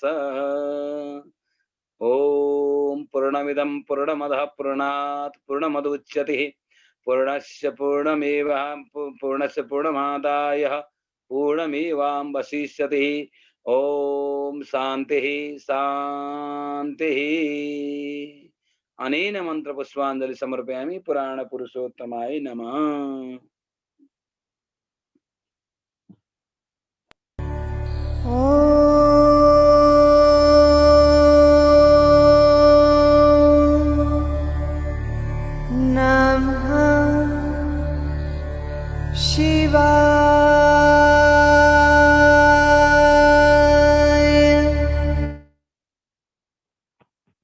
हजुर धन्यवाद गुरुदेवलाई। विशेषतः सनातन गौ संरक्षण युए परिवारको तर्फबाट गुरुदेवलाई चाहिँ विशेष हार्दिक नमन टक्राउन चाहन्छु। वास्तवमा हजुरको कार्यव्यस्तताको बारेमा हामी जानकार नै छौँ र यो रात्रिको समयमा मध्यरातसम्म बसेर हामीलाई दैनिक रूपमा यसरी कथा वचन प्रवचनहरू चाहिँ सुनाउँदै हजुरको बिहानको नित्य क्रिया फेरि 4 बजेबाट योग ध्यानमा हजुर चाहिँ निर्लिप्त हुनुहुन्छ। बिहान लगभग 3 घण्टाको सुताइ मात्रै गरेर पनि हामीलाई यसरी चाहिँ यो ज्ञान एउटा हौसला र अगाडि बढ्न चाहिँ सदैव चाहिँ एउटा चाहिँ मार्ग निर्देशन गरिरहनु भएको छ। यहाँलाई हामी सनातन गौ संरक्षण युएको परिवारको तर्फबाट नै एकदमै सत नमन टक्राउन चाहन्छौँ र आजको यस कार्यक्रममा उपस्थित भएर हामीलाई साथ हौसला सपोर्ट दिइरहनु हुने सम्पूर्ण सत्संग प्रेमी दाजुभाइ तथा दिदीबहिनीहरू गुरुवर्गहरूलाई पनि हृदयबाट नै धन्यवाद टक्राउँदै र अब हामी भोलि आइतबार भए पनि हामीले यो श्रावण महिनाभरि यो शिव महापुराणलाई चाहिँ बिचमा नछुटाइकन दैनिक श्रावण महिनाभरि चाहिँ यो कार्यक्रमलाई अगाडि बढाइरहनेछौँ। यहाँहरूको साथ सपोर्ट र हौसला नै हामीलाई अगाडि बढ्नको लागि एउटा चाहिँ बाटो बन्नेछ र यहाँहरू सधैँ उपस्थित भइरहोस् भन्ने चाहिँ हामी अपेक्षा गरिरहेका छौँ भन्दै लगभग अब आज हामीले कार्यक्रमलाई चाहिँ टुङ्ग्याउँछौँ। गोपालजी। हजुर धेरै धेरै धन्यवाद हाम्रो गुरुदेवलाई हामीले दिएको निमन्त्रणालाई सहर्ष स्वीकार्दै विराजमान भएर दिनौँ जसो हामीलाई यो शिवपुराणका कथाहरू आफ्नो कमल चरणमा राखेर हामीलाई श्रवण गराउनु भएको छ। हामीले नित्य ध्यान देखबाट लिएर अनि कर्मको कुरो, अनि त्यसपछि बारको महत्त्वको विषय, अनि पछि एकादशीको महत्त्वको विषय, विभिन्न हामीले अध्ययन गर्नुपर्ने, मानव हामी अब व्रत गर्छौँ, व्रत गरेर पनि हामीलाई त्यो दिनको महत्त्वको विषयमा थाहा हुँदैन। तर अबको दिनमा आज छ सबैलाई हाम्रो बारहरू र भगवानले दिएका यी जति पनि हामीलाई छुट्याएका यी जुन पर्वहरू छन्, पर्वहरूको विषयमा पनि हामीले शिवपुराणको हाम्रो कथाहरू श्रवण गरेर हामीले यसको महिमाको विषयमा जानकार हुनेछौँ भन्ने आशा राख्दै आजको कार्यक्रम पनि सशत गुरुदेवलाई नमन टक्राउँदै आजको कार्यक्रम यही समापन भएको घोषणा गर्दछु। पुनः फेरि भोलि आइतबार भए पनि पुनः फेरि हामी भोलि पनि यसरी नै रहनेछौँ। जहाँ पनि हुनुहुन्छ विश्वभरि छरेर रहेका सनातनी मनहरू जोडिएर हामीले यस राखेको सनातन गौ संरक्षणले राखेको यस भर्चुअल जुम कथामा तपाईहरू बसेर जुमबाट अथवा फेसबुक लाइभबाट पनि तपाईहरूले हाम्रा गुरुका मुखारबिन्दबाट निक्लिएका बाणीहरू सुन्न सक्नुहुनेछ। सम्पूर्णलाई हर हर महादेव, जय गौ माता। बिदा भए आजलाई। ओम हजुर, ओम।